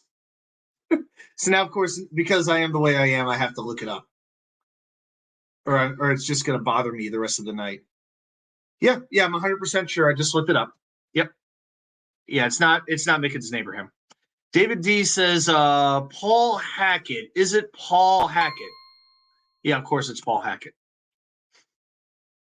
Yeah, I think the defensive coordinator was Ted Cottrell that year, right? Who was the Bills coordinator?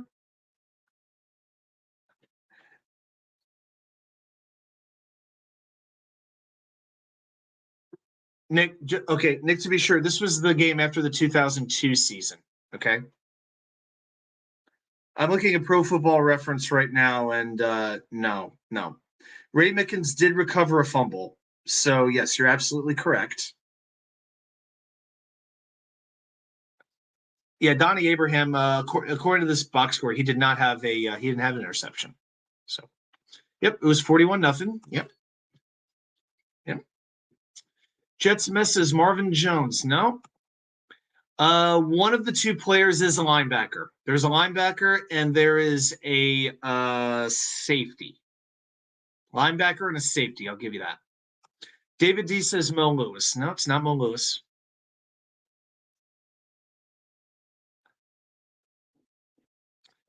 Nick, don't you know the answer is Pierre Desir?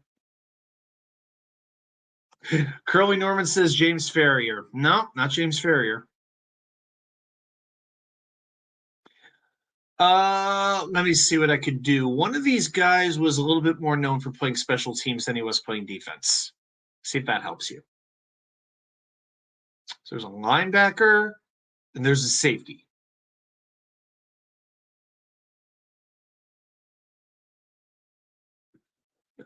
By the way, neither of these Jets are on the 100 Jets wheel, by the way. Actually, you know what? I think we got to do something here. Let's. I think we need to do something here. Let me see if I can do something here for you guys.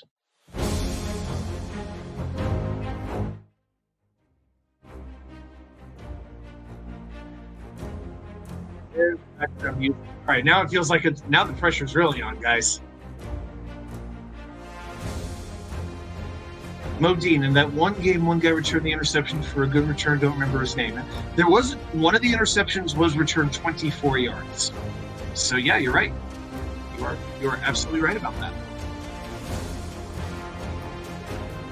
Yeah, not Mo Lewis, not James Ferrier, guys. It is a linebacker, but not a starting linebacker necessarily. And the linebacker played a lot of special teams. The safety, I'm pretty sure this was a starting safety. David D says Jason Ferguson. No, it's not Jason Ferguson. I didn't think this question was quite that hard. I thought it was a decently challenging one. I think it was. Yeah, here we get one for sure. One of them for sure. I think somebody's using the Google machine. Curly Norman says if it's not Lewis or Jones, I'm going to go with James Darling. Is it James Darling? It sure is. Yep, so James Darling is correct. So well done. That is one. All right. The only thing is when I hit the bell, it kills the music, so I got to hit play on that again. There we go. Oh, I think I know where you're going with that comment. I think I know. Jets mess. Yes, it's always Lee Cravat. Let me see. I'm gonna look the other player up and see if I can give you a little bit of help.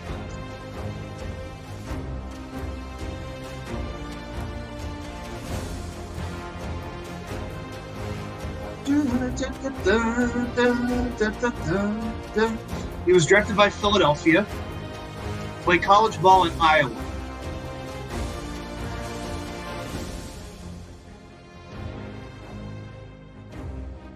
And he also played for Tampa Bay.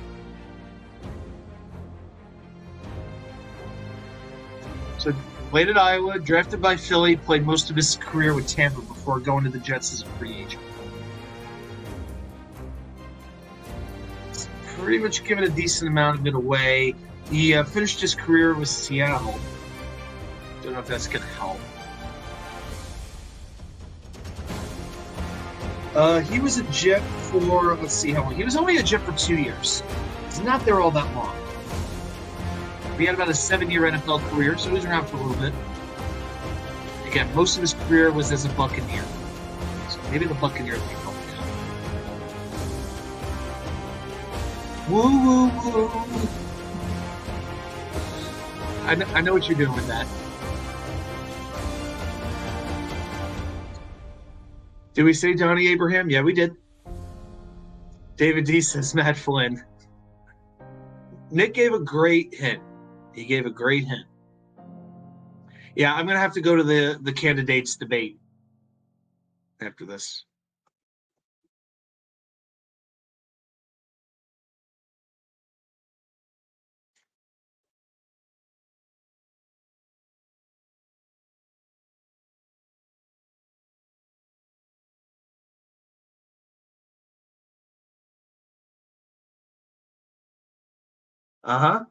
Getting close. Getting close. Getting close, guys. Okay, the answer was I'm going to give it to you now. The answer is Damian Robinson. Yep, Damian Robinson. Do y'all remember the name? Was he up for 2 years? Yeah, he had an interception of Peyton Manning in that particular game. So, yeah, that was it. Man, that one got us. But yeah, Damian Robinson was the other Jet to do it. All right. Well, I'll tell you what. Actually, hey Nick, do you want to? I'm going to go ahead and I'm going to send something here.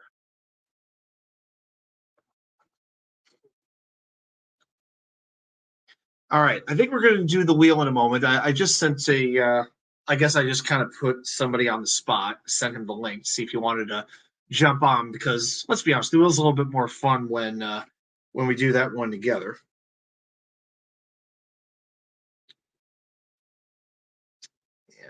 Yeah, David D. Yeah, do you remember Damian Robinson? I remembered him a little bit. He had a couple of interceptions, I think, in the playoffs. I think he actually had two. I want to say, was he the one who had interception against Pittsburgh too at one time? Maybe he did. Maybe I'm wrong on that, but so.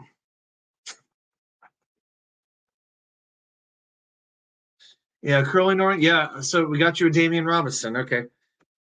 All right, no problem. All right, so what we're going to do is do the wheel.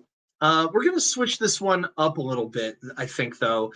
The last couple of times we have done the 100 greatest Jets. I think we're going to do, let's try a little different one. Let's pick, guys, I'm going to ask you, we haven't done, does anyone want to do Jets draft classes or Jets seasons instead of doing the players, the quarterbacks, or the coaches? So, yeah, guys, put a comment in there. So if you want to put, let's see, I'm going to put players, coaches, quarterbacks, seasons, drafts. All right, so guys, let me know which wheel you would like to do tonight, and we're gonna spin the wheel in a few minutes. All right, but I want to know what you want to do. While Wade wants to do draft classes, which we haven't done before. Okay. Yeah, if you all think it was a lot of work for me to put together 100 Jets players, you don't want to know the misery I went through creating the draft class wheel. It was not fun. Okay, we got 3 people who want to do draft. That's good. We're going to do the draft wheel for the very first time. Now we have, let's see here. I'm going to count these up. We've got 20, 30, 40. We have almost 50 different draft classes in here. Okay. And what I did was I put the year and I also put like the most prominent players that the Jets drafted in that particular class. So it's not like we're just looking at the year. I put on some of the most prominent names as well. So that should make this a whole lot easier. Yeah, this is the wheel of doom. This is gonna be scary. I'm absolutely warning you. Yeah, hide the women and children, bust out the alcohol, do whatever you have to do. But yeah, this one's gonna be pretty interesting. So, all right, I've got to hit. So let's see what we have to do. I've got to find my present button, which should be. Oh shoot, why can't I find it? Let's see here. Let's see here. I've got to find it somewhere.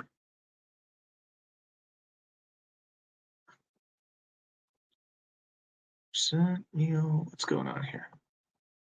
I need 1 second here. Let's see. Oh, okay, there it is. There's the menu. All right. Sometimes with the laptop, get a little creative here, but yeah, we're gonna make this work. Okay, so let's go to share screen, and I'm gonna share the entire screen with all you crazy guys. There we go, and let's max the wheel out. All right, so I'm gonna pull the chat up on my phone. So by now, I'm guessing for anybody who may be new tonight, we are going to spin the wheel 10 times, and we're going to rank these draft classes 1 through 10, picking each spot as we go. So if you get a really great draft class like 2000, you probably want to make that number 1. If you get the draft with, say, Blair Thomas, that one's not going to be so high. And based off your responses, I'm going to assign the numbers. And let's see it at the end of the wheel, after the end of 10 spins, we've got 10 in order, and we've got our list in order. All right, guys, here we go. It is time to do the very first ever Jets draft wicker wheel. Spin number 1, here we go. And on the year 2007, the year the Jets had only 4 draft picks, but they made them count pretty dang well, I would say. Darrelle Revis, David Harris, 2 all-time Jets, Ring of Honor worthy. Darrelle Revis, of course, in the Hall of Fame. Then you had Jacob Bender on the offensive line. Didn't seem to last very long. And Chancey Stuckey, who is an okay receiver for a little bit, kind of drifted around the league. But you have a heck of a 1-2 punch, about as good as you could ever want, with Revis and Harris. So let's take a look at the chat. I want to see what you all have to say as far as that goes. So I see a 1. I see a couple of 2s. Yeah, it's gonna be it's gonna be tough. I will say this: I put in 1 or 2 from the 70s, but I made sure that it would have players that we would actually know. So Curly Norman says 4, so you have to give him about a 2-spot curse. So for Curly Norman, this is more like a 2. All right, Nick says it's a 1. Not many other drafts with a Hall of Famer. Some guy has a 2 as well. So the 2s have a slight edge over the 1s right now, it looks like. But it looks like 2s kind of have the edge. I'm going to give this another minute or so.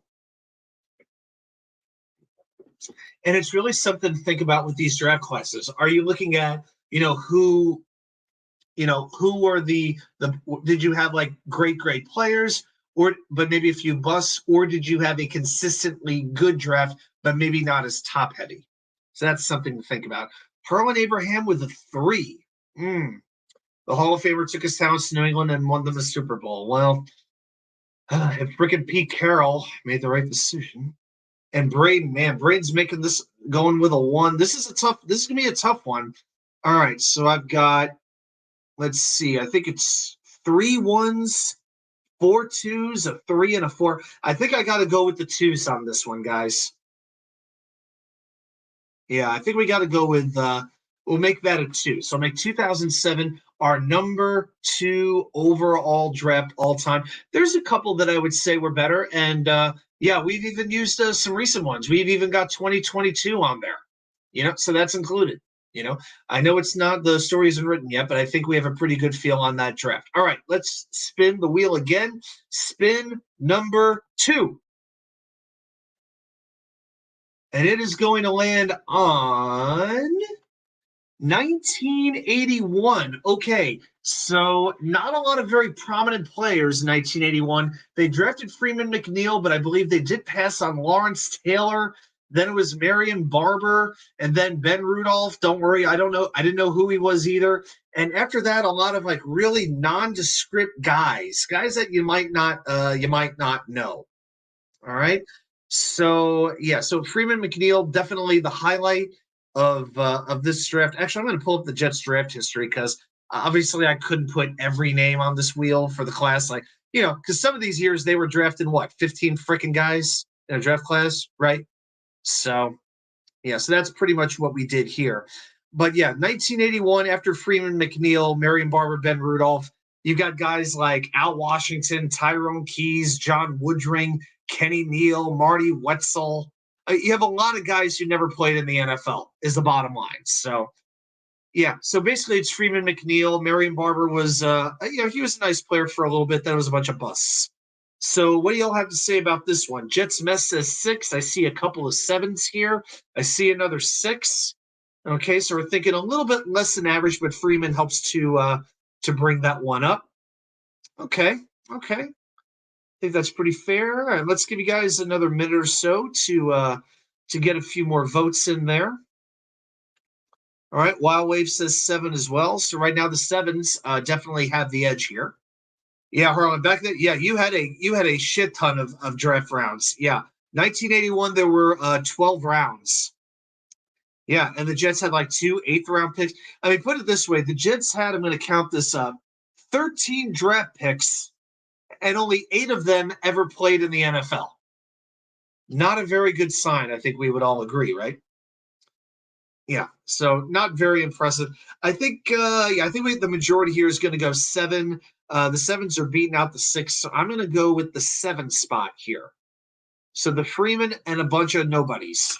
All right, so we got our 2 and our 7 spots locked up. Let's go to spin number 3. And it's coming to a stop on, oh boy, 1992. Oh boy. All right. This was the draft of Joni Mitchell. Help me. I think I'm falling. They paid Paradise, put up a parking lot. Then you had Kurt Barber at linebacker, who played 50 games in the league. You had Mala, pretty good right tackle. Keo Coleman as well at linebacker. One guy who's not on this list, by the way, Jeff Blake. Played a lot of games in the NFL. Very, very good quarterback. Only problem is he didn't play a whole lot of them with the Jets.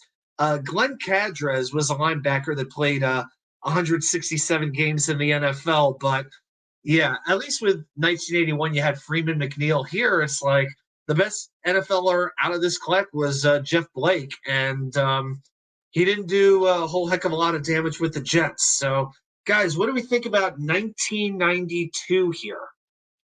Yeah, I have a feeling this one's going to be one of our bottom 3. So we've got a couple of 8s. I see a 9 here as well. By the way, anybody have any good Kurt Barber stories? I don't either.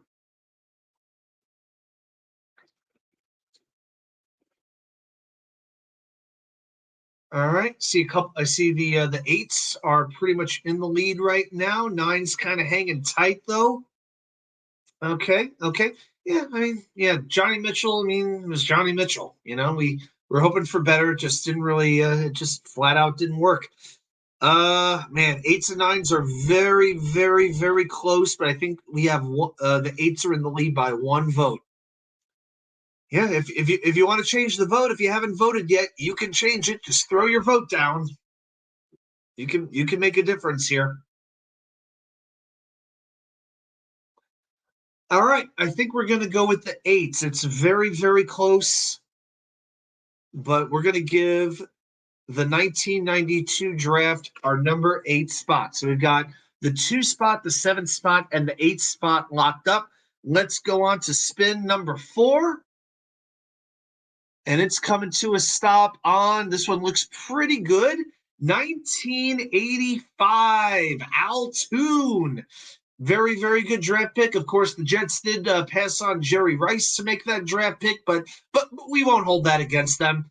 You also had Lester Lyles, defensive back, played 63 games. Donnie Elder, another defensive back, played 82 games. Doug Allen, fourth-round wide receiver who never played in the NFL. Then a couple of other guys, Rich Miano, defensive back, played 135 games in the NFL. If you remember Kerry Glenn, not Terry Glenn, but Kerry Glenn, played about 7 years in the NFL, played about 74 games.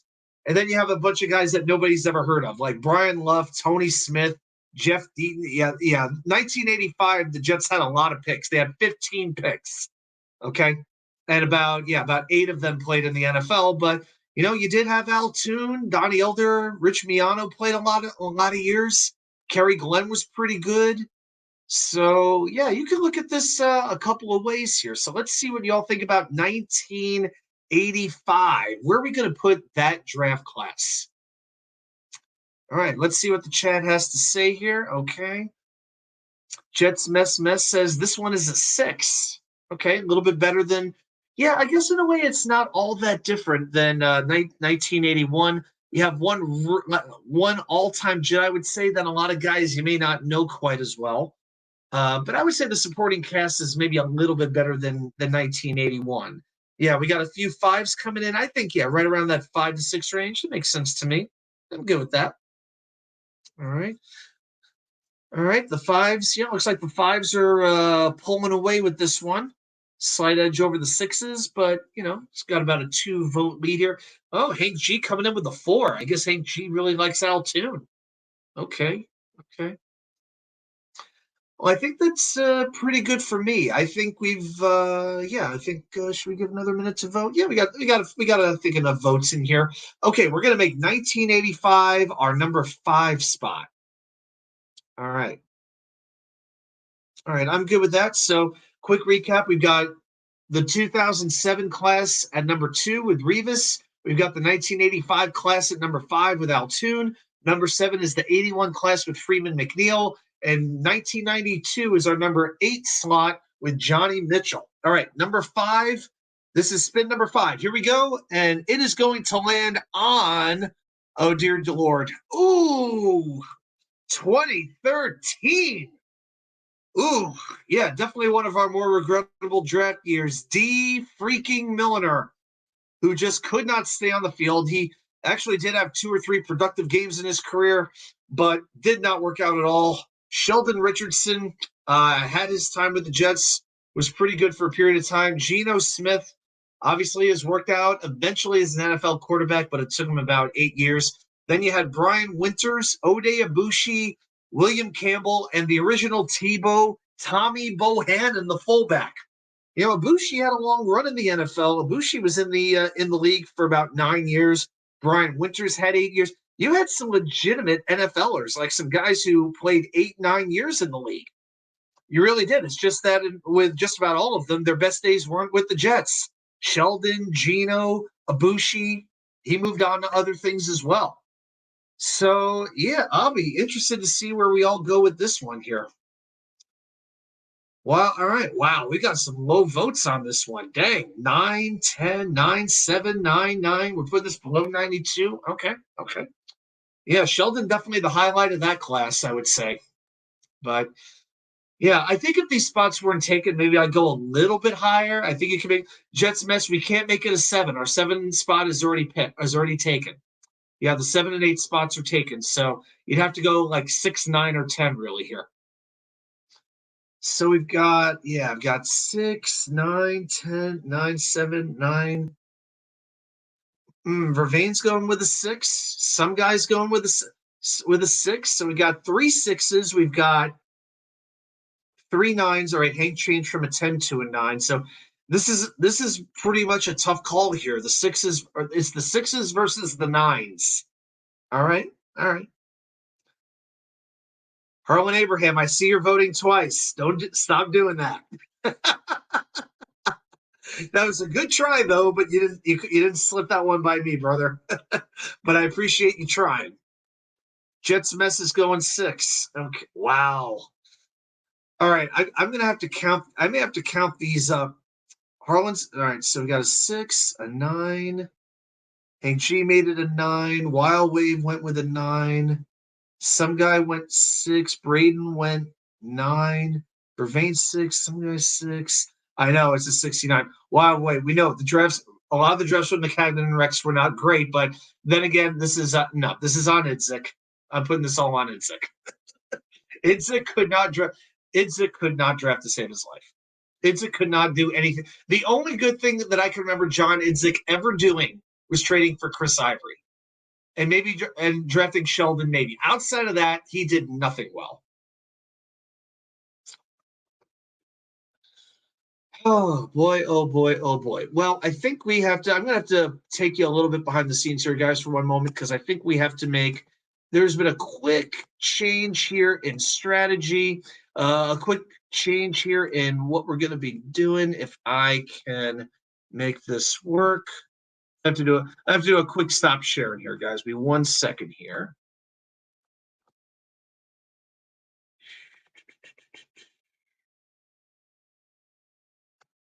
Let's see. Sorry about this, guys. I'll get this figured out. Okay, guys. Well, I think we're doing pretty well with the wheel right now, but I think I need a little extra insight just to help it along here. So let's add to the stage your friend and the great Nick Shine, I think on audio right now. Nick, are you with us? Yeah, I'm upstairs on the couch, so I'm just going to pop on audio. But I found All a right. pretty cool picture of myself here to add, which is a nice little feature. We're all very appreciative of it. Yep, the good luck helmet, which yeah. What was the Jets record when you had the helmet on, dare I ask? Oh, last year we won 4 in a row. Or when we were on a 5-game win streak, I had it for every game. All right. And then this year I wore it for the Buffalo game. It was with me this year. It didn't have great powers. It was on me for the Philly and Buffalo games. Gotcha. All right. But I'm selective with it. Gotcha. So yeah. So how are you feeling here? I think we're a little bit torn on this draft class. What to do with 2013? Would you put this in this? So being that you are an expert on this subject, would you go with the 6 or would you go with the 9? It just looks like random names put together. It doesn't even look like an actual list. It just looks like something that somebody randomly typed, like autocorrect filled that. I mean, Sheldon won Defensive Rookie of the Year, so I mean, it's not a complete bust. We know Milliner was a bust. Right. Gino was okay. 10 years later, Winters stuck around here, and then I believe he went to Buffalo. Funny Brian Winters story. Me and my ex-girlfriend were in her basement one time watching TV, and all of a sudden about 17 likes came in a row on her Instagram page, and it was from Brian Winters. He was just going through our whole page, liking everything. I think I've told you that one before, but it's always good whenever his name comes up. Yep, you did. That's a good one. Yeah, Buffalo, where used up Jets offensive linemen go to retire. Yeah. Vlad DeCoste went there too, right? Yeah, Van Roten went there before he moved on to the Raiders. So yeah, that's another one.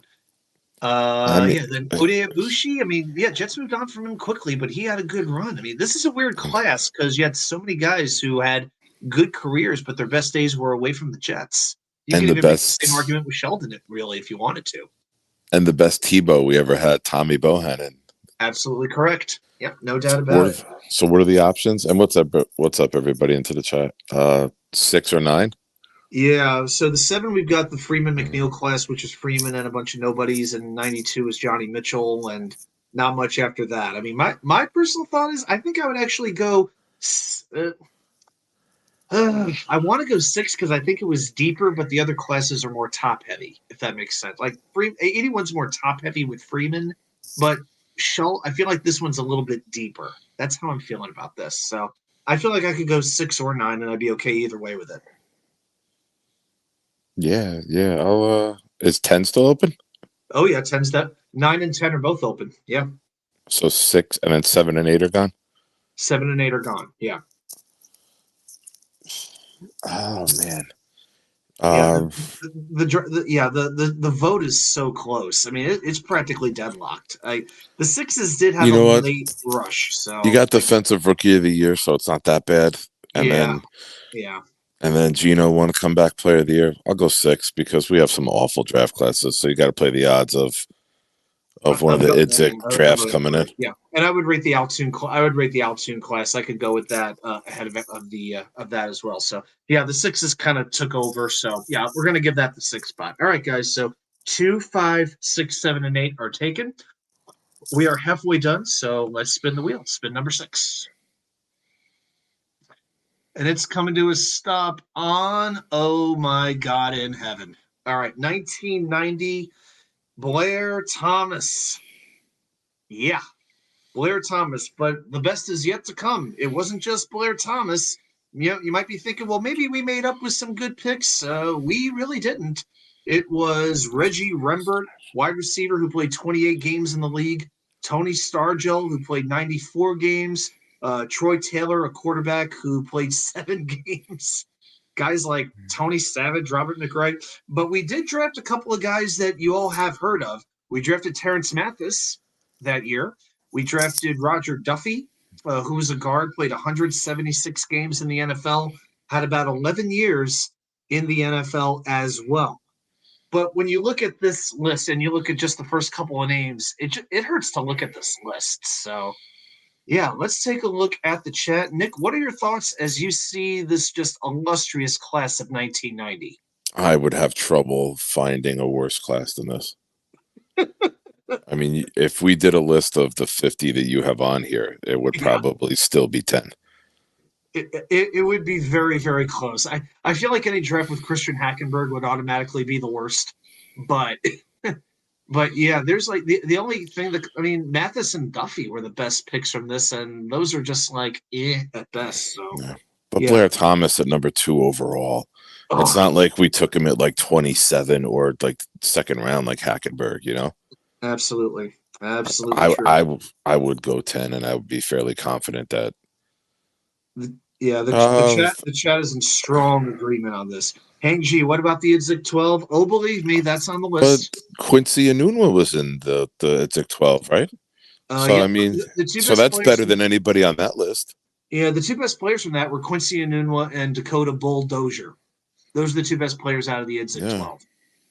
Yeah, I mean, was Roger? Do you remember And Roger usually Duffy? I mean, I know he was there for a while, but do you I remember his remember name? the name in the Yeah. early 90s, you know, but I was like Nikki's age. I was 12 years old. Okay.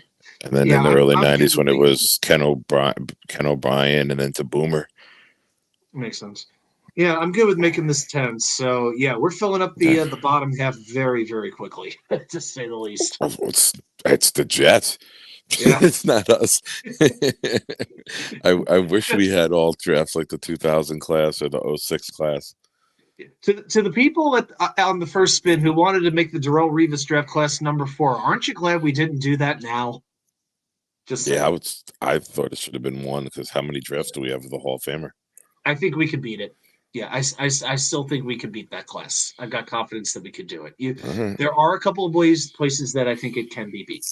Well, let's see if we land on one of those places. So here comes, just to do a quick recap. Number 2 is 2007 class with Revis. The number 5 spot is 1985. That's the Altoon class. Number 6 is 2013 with D. Milner, Sheldon Richardson, Brian Winters. 1981 Freeman McNeil. Number 8 is 1992, the Johnny Mitchell class. Number 10 is 1990, the Blair Thomas, Reggie Rembert, Tony Stargell class.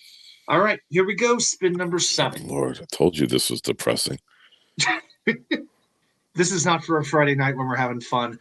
And neither, well, okay, this one's going to be a little bit Mike Nugent, interesting. Now, Justin this is the Miller. 2005 class. Now, we got to keep in mind, we did not have a first round pick this year. So you got to keep that in mind. But we still took a freaking kicker with our first pick. Then came Justin Miller, very, very good returner. Sione Puha, a very useful defensive tackle for a lot of years. Kerry Rhodes, same thing. Can't complain about that. And after that, you had a couple other guys like Cedric Houston, the running back, Joel Dreesen, who was around for a while but kind of drifted around the league. Cedric So you have Houston. some pieces in here, but it's like the mid-round picks that worked out well here. So, well, here's the bottom line. What numbers do we have again, pal? This is this was going to say 1, 3, 4, and 9. And it really depends on how you look at this, because it's like, well, we didn't have the 1, and the number 2s were not exactly good, but I think we made really good use out of the 3 and 4. So it's really a matter of, would this go like above the Toon class, the D Sheldon, the Freeman, and the Mitchell, or would it go below all those classes? I mean, Justin Miller made a Pro Bowl. He was a Pro Bowl kick returner. I know he got dogged in the Pro Bowl game when they actually used to play it because they put him in a corner, but he wasn't a Pro Bowl corner. I think he gave up 2 touchdowns, but they put him out there just to put him out there because that was back when it was still in Hawaii. That's a fair point. And yeah, I'll go Rhodes, 4. yeah. Sione Puha was really good interior guy. He took on a bigger role when Chris Jenkins went out with the injury. But then his back didn't hold up. Kerry Rhodes was serviceable. It's not a horrific draft. Nugent, I know he went to Cincinnati after us. He's probably had a better career as a Bengal than he had as a Jet. I'm okay with this at 4. It's not a bad draft. As a Jet, it's not a bad draft. Other teams would look at this and be like, that's dog shit. But as the Jets, it's like, okay, this is actually decent. You got a Pro Bowler. You got 4 guys that stuck around and played in the NFL for a while. We don't have many drafts like that. Right. And was this the year? Was the reason we didn't have a first round pick? Was that the year we traded the first round pick for Doug Jolly? It was Jolly, or was it 2005? It may have been Doug Jolly, but I think, didn't we give up our 1 to move up for Dwayne Robertson the year before? We because 04 we moved up for Robertson. I'll check real quick. I think that was before that. Robertson was 03. Okay, then that's Doug Jolly. Yeah, it was Doug Jolly. Yeah. I don't want to count that because that'll make it even worse. Like, I really just want to look at the draft picks. But Wild Wave says it all, bro. Our standards are so low. For this wheel, we have not had good ones. But believe me, there are good drafts. When you look at the Sack Exchange drafts and guys like that, and there are some good ones. But we haven't landed on the worst ones in my mind. 1990 was bad, but we had some crappy ones. Did you see my prediction earlier in the chat? As it's just the way it ends up, the Vernon Golston draft will end up being number 1. Like, we'll leave number 1 open, hoping for like 2000 to pop up, and it'll be Vernon Golston draft. The pain is real. Hey, maybe we'll land up with number 1. We'll get the draft where we got Lions and Gastineau in the same draft, because that did happen. Yeah, Curly Norman. Yeah, we gave the first in the Jolly trade, and we got the Raiders second. Awful trade is right. Wow. That was like a trade like nobody liked it, and everyone knew it was going to suck from the beginning. All right. Well, the remaining spots we have left are 1, 3, and 9. So let's see what happens. Let's spin that wheel. Let's see what this torture wheel has in store for us. Oh, boy. This one's going to be weird. 2009, the year we only had 3 draft picks. And they were all, I would say, very serviceable NFL players. And Mark Sanchez, Sean Green, and Matt Cutoff your Slauson. So if you watch Johnny Carson, you'll get the reference. But the first 2 guys, there's got to be 3. You can't put this down at 9 because Sanchez was the quarterback for 4 playoff wins. Sean Green iced the game in San Diego with his run. There's got to be 3. I don't think there's any other way around it. Yeah, I think, Wild Wave says 3, chat. Yeah, Chad Fugreed's a 3. I think this is the place to go. People can knock Mike Tannenbaum as a general manager, and in certain ways you absolutely can. But, he believed, right or wrong, in not having a lot of draft picks, but make sure the ones that you have, make sure they count. And that's why he traded up so much. And that's why, he did these things. He had players that he wanted to get, and he went out and got them. Well, the chat seems to be in agreement. They're definitely leaning towards Breeze. And I was fun when Slauson left. I liked him. He went on to the Bears and had a pretty good career with them too. Yeah. Did Green's career just That end seems because to of be a injuries? trend, right? Say That again? seems to be a popular trend. They went here and had a good career. They went there and had a Yeah. good career. Greg Where's the Van James? Rotten is all of a sudden good Yeah. in Vegas. We'll Terrence get the James Mathis goes Farrier to one soon enough. Atlanta. I think Terrence Mathis made Pro Bowl as a Oh, he receiver did. down in Atlanta. Oh, Right? he did. Was that with Yeah. Chris Chandler or was that another quarterback? In Atlanta, I think it might have been with. I think it would have been with Chris Chandler. Yeah, I think that he was a quarterback for a lot of years. Yeah, I know when Atlanta won the Super Bowl against Denver in '98. Yeah, he was definitely their quarterback. So yeah, I think it was Chandler. Yep.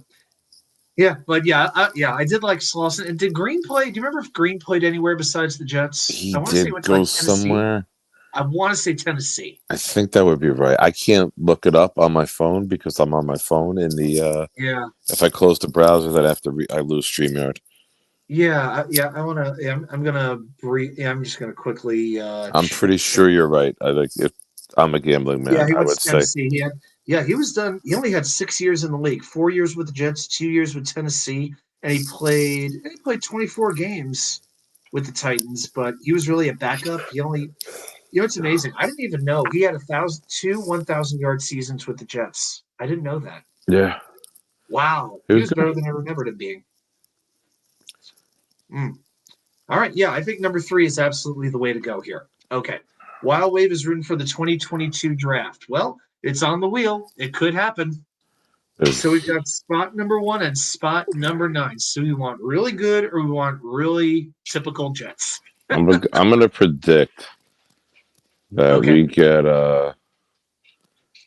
84. I don't know why. I'm just saying 84. 1984. Is that's not that's the year after O'Brien's. Carter, Fournette, Carter Jim and Farrow Sweeney, and Jim Sweeney. Kyle Clifton. Kyle Clifton. Okay. I'm going to say we get the Jamal Adams, Marcus May, DJ Stewart, not DJ Stewart, or Darius Stewart, Chad Hansen. We get 2017. We got to have a nice McCackman draft in here now. Oh, all right. Hit it. Let's see what Here we we got. go. Let's spin. Spin number 9, guys. Oh my God. Oh, man.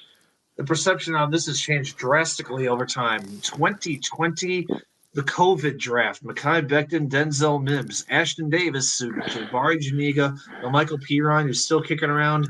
The great James Morgan, Cam Clark, whose career sadly got ended prematurely.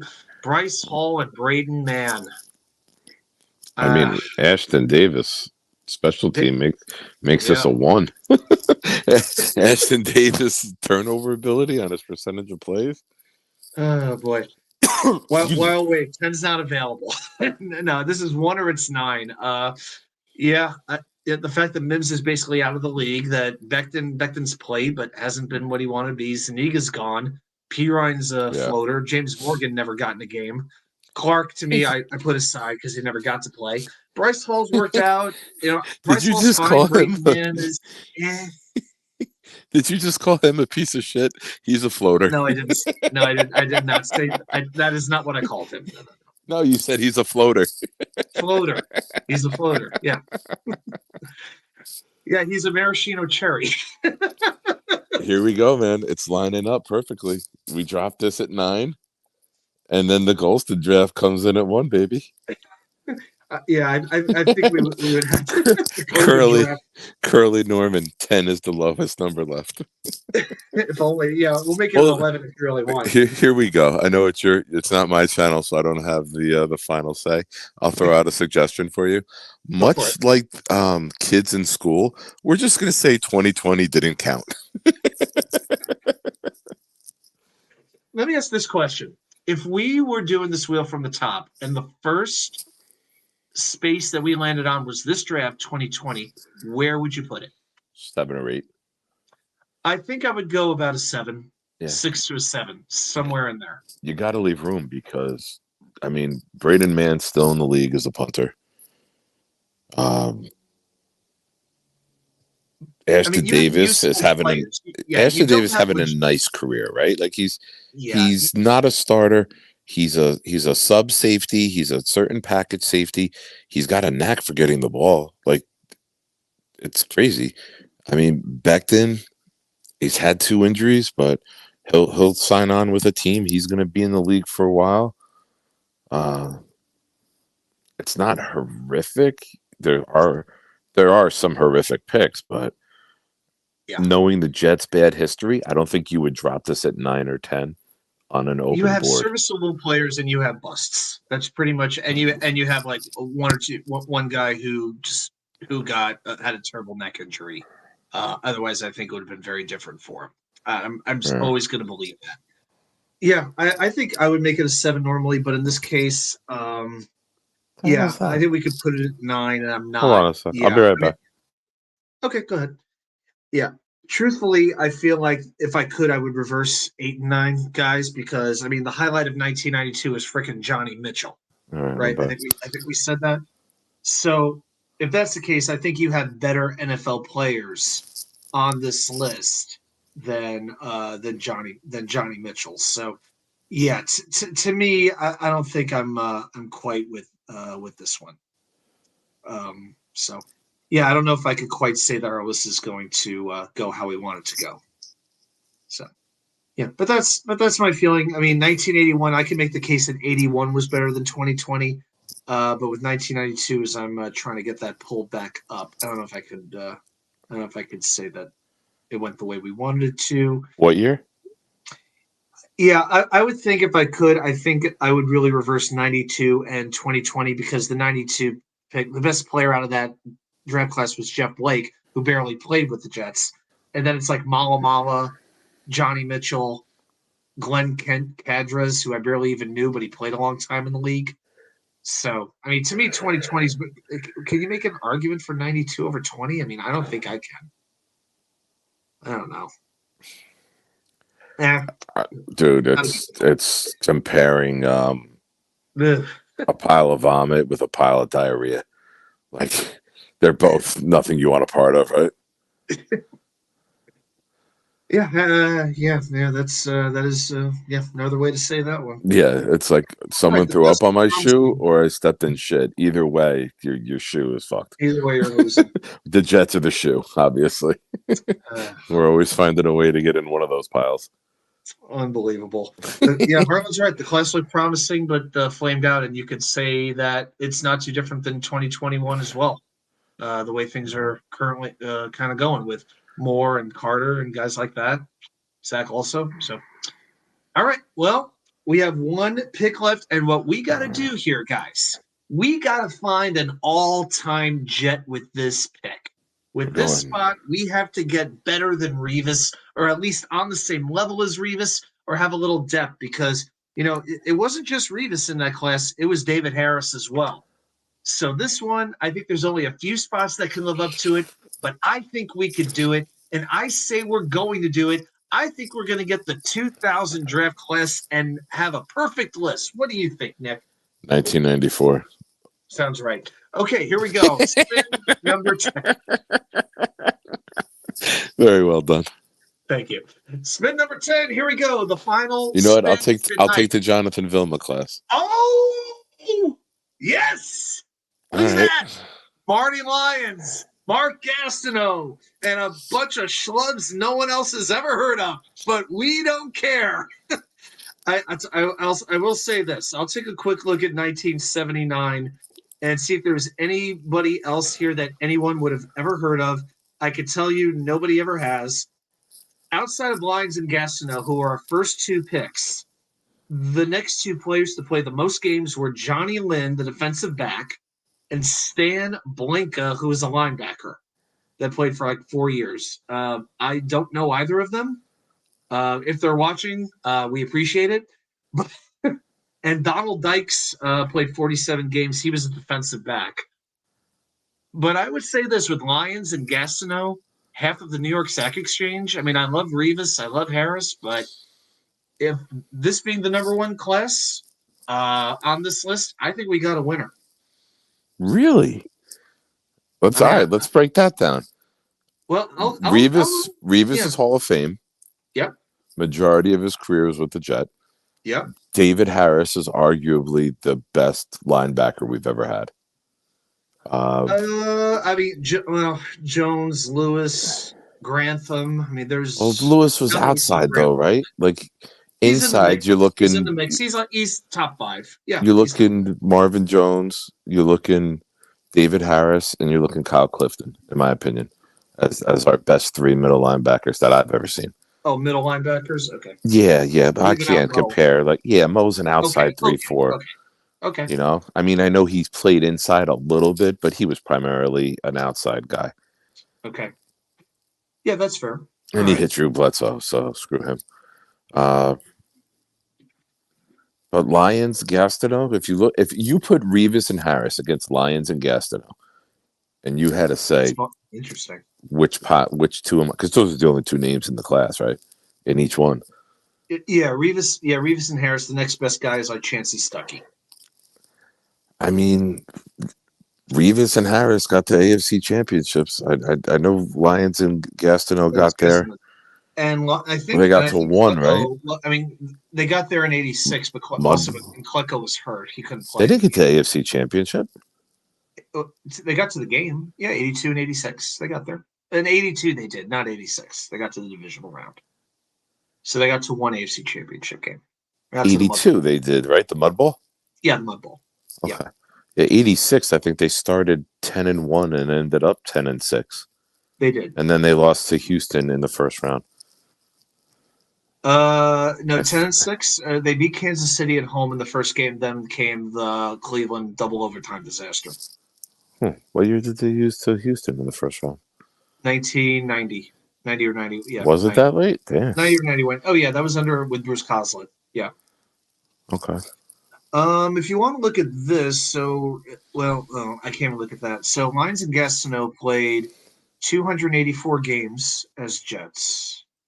Harris played. So that's the thing. I gotta just look at the Jet years for Revis. Yeah. That's what makes it difficult. Yeah, because Harris played. He played 164 games. And how many did Revis play as a Jet? As a Jet, Revis played 108. So that is only a 2-game difference between the two combined. Wow. Hall of Fame gives it the edge, right? You know what? It could. It very well could, but I mean, it's more top heavy because of Revis. But with Lions and Gastineau, you could argue those are 2, 3 in no particular order, and Harris is 4.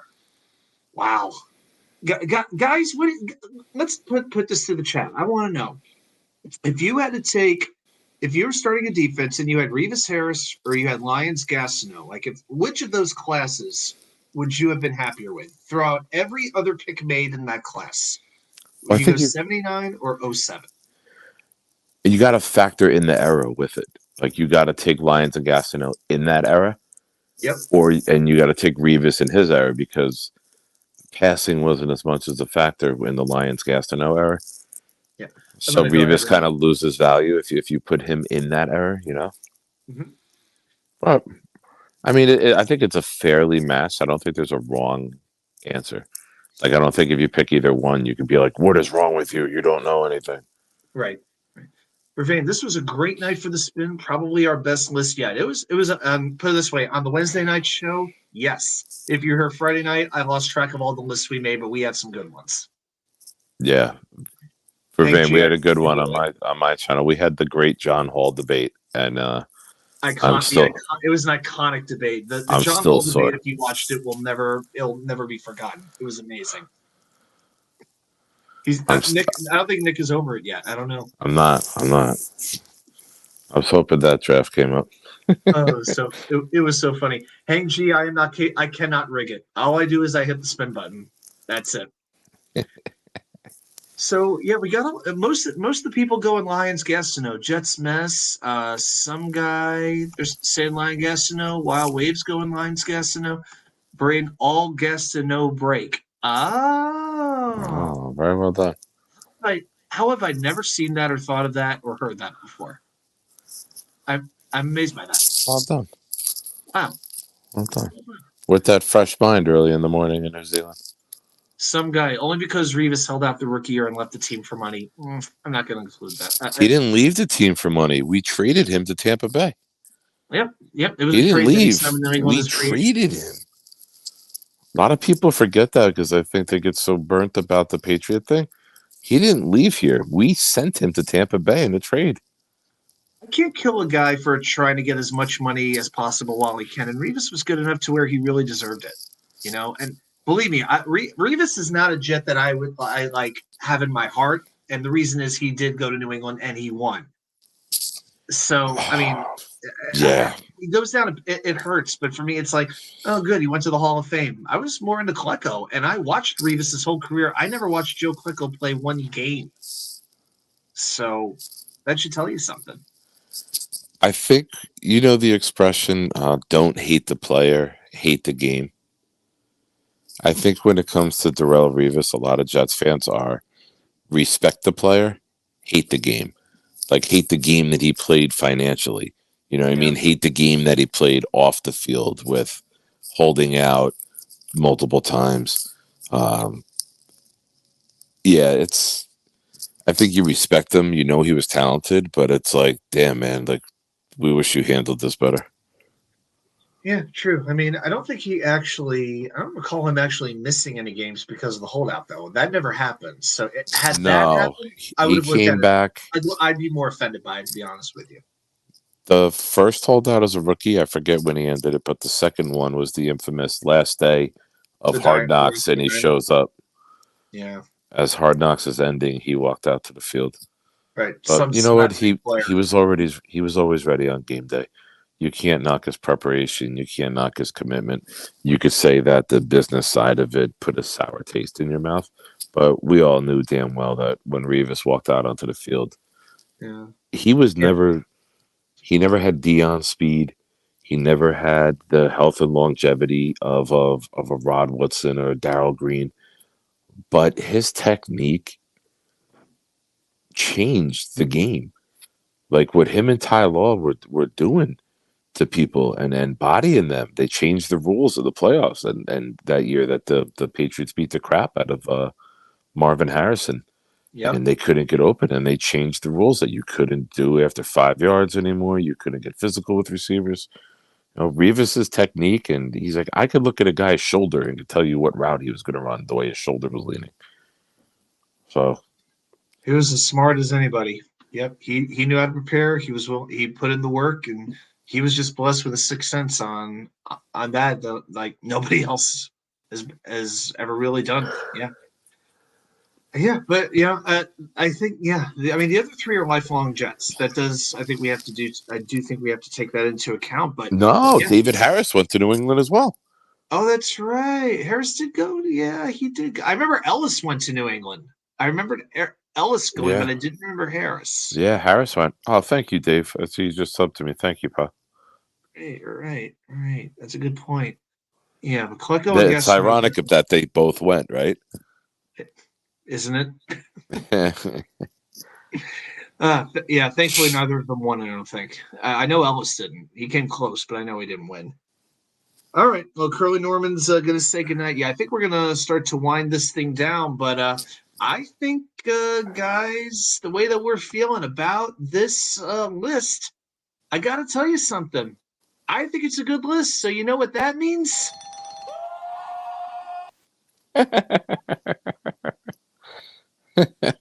Nice. You want to know what Nick, you'll appreciate this. You know what the name of that clip is? Woohoo. Japanese game show winner. I'm not fucking fall. Yep, that was the name of the clip. I did not make that up, but yeah. Let's do it one more time. Actually, no. I'm gonna pump the volume. I'm gonna turn the volume up a little bit on this one. I had a little quieter for the background music. So just one more time for the win. Nice. Doesn't it make you feel good just to hear that? Dude, one of my favorite things ever, speaking of Japanese game shows, was when the original Ninja Warriors came out. Mm-hmm. And it used to be on cable. It was dubbed with two guys doing the audio. two American guys doing the audio over the Japanese game show, and they used to do the show showing up in their work uniform. So if you were a mailman, they showed up on Ninja Warrior as a mailman. If you were a nurse, you tried to run the course dressed as a nurse. But that was the olden days, and now American Ninja Warrior is fantastic. We should have the level of creativity that they do. David D, shout out, just sub to the Proud New York Jets fans channel. So thank you. Yeah. Friday night, 8:00, if you're available, Adam. We're going to do top 5 favorite athletes, any sport, not on your team. Okay. So Actually, you know what's funny about that? I actually did a video on that in the how do we say it, the primitive days of New York sports WickerMedia. This was so long ago. I didn't have this is when I had the dresser and the bobbleheads in the background. That's how long ago this was. Okay. Yeah. Yeah. And so I did the do wicker that video chair one was time. So maybe my list has changed since then. So yeah, it's been about 2 years. So And the wicker chair was brand new and still had the tag on it from the store? I can assure you it was this chair's been called a lot of things, but new is not one of them, not in a couple of decades. Dude, I remember the video of you going into the storage to get it. Yeah. Not the store, whatever. That's why I did a video going down in the storage, into the storage unit. The only thing I wish I could have done was have like some Mission Impossible music in the background, you know. Well, you could redo it. I'm sure you saw the video. And then smoke comes out of the storage unit and all that. Anyway, and then you introduce it like Gangrel. Yeah. You get that music. I don't think fire should be getting near that thing. No, it's too dry. Now, if it came up from the floor, then that would be pretty amazing.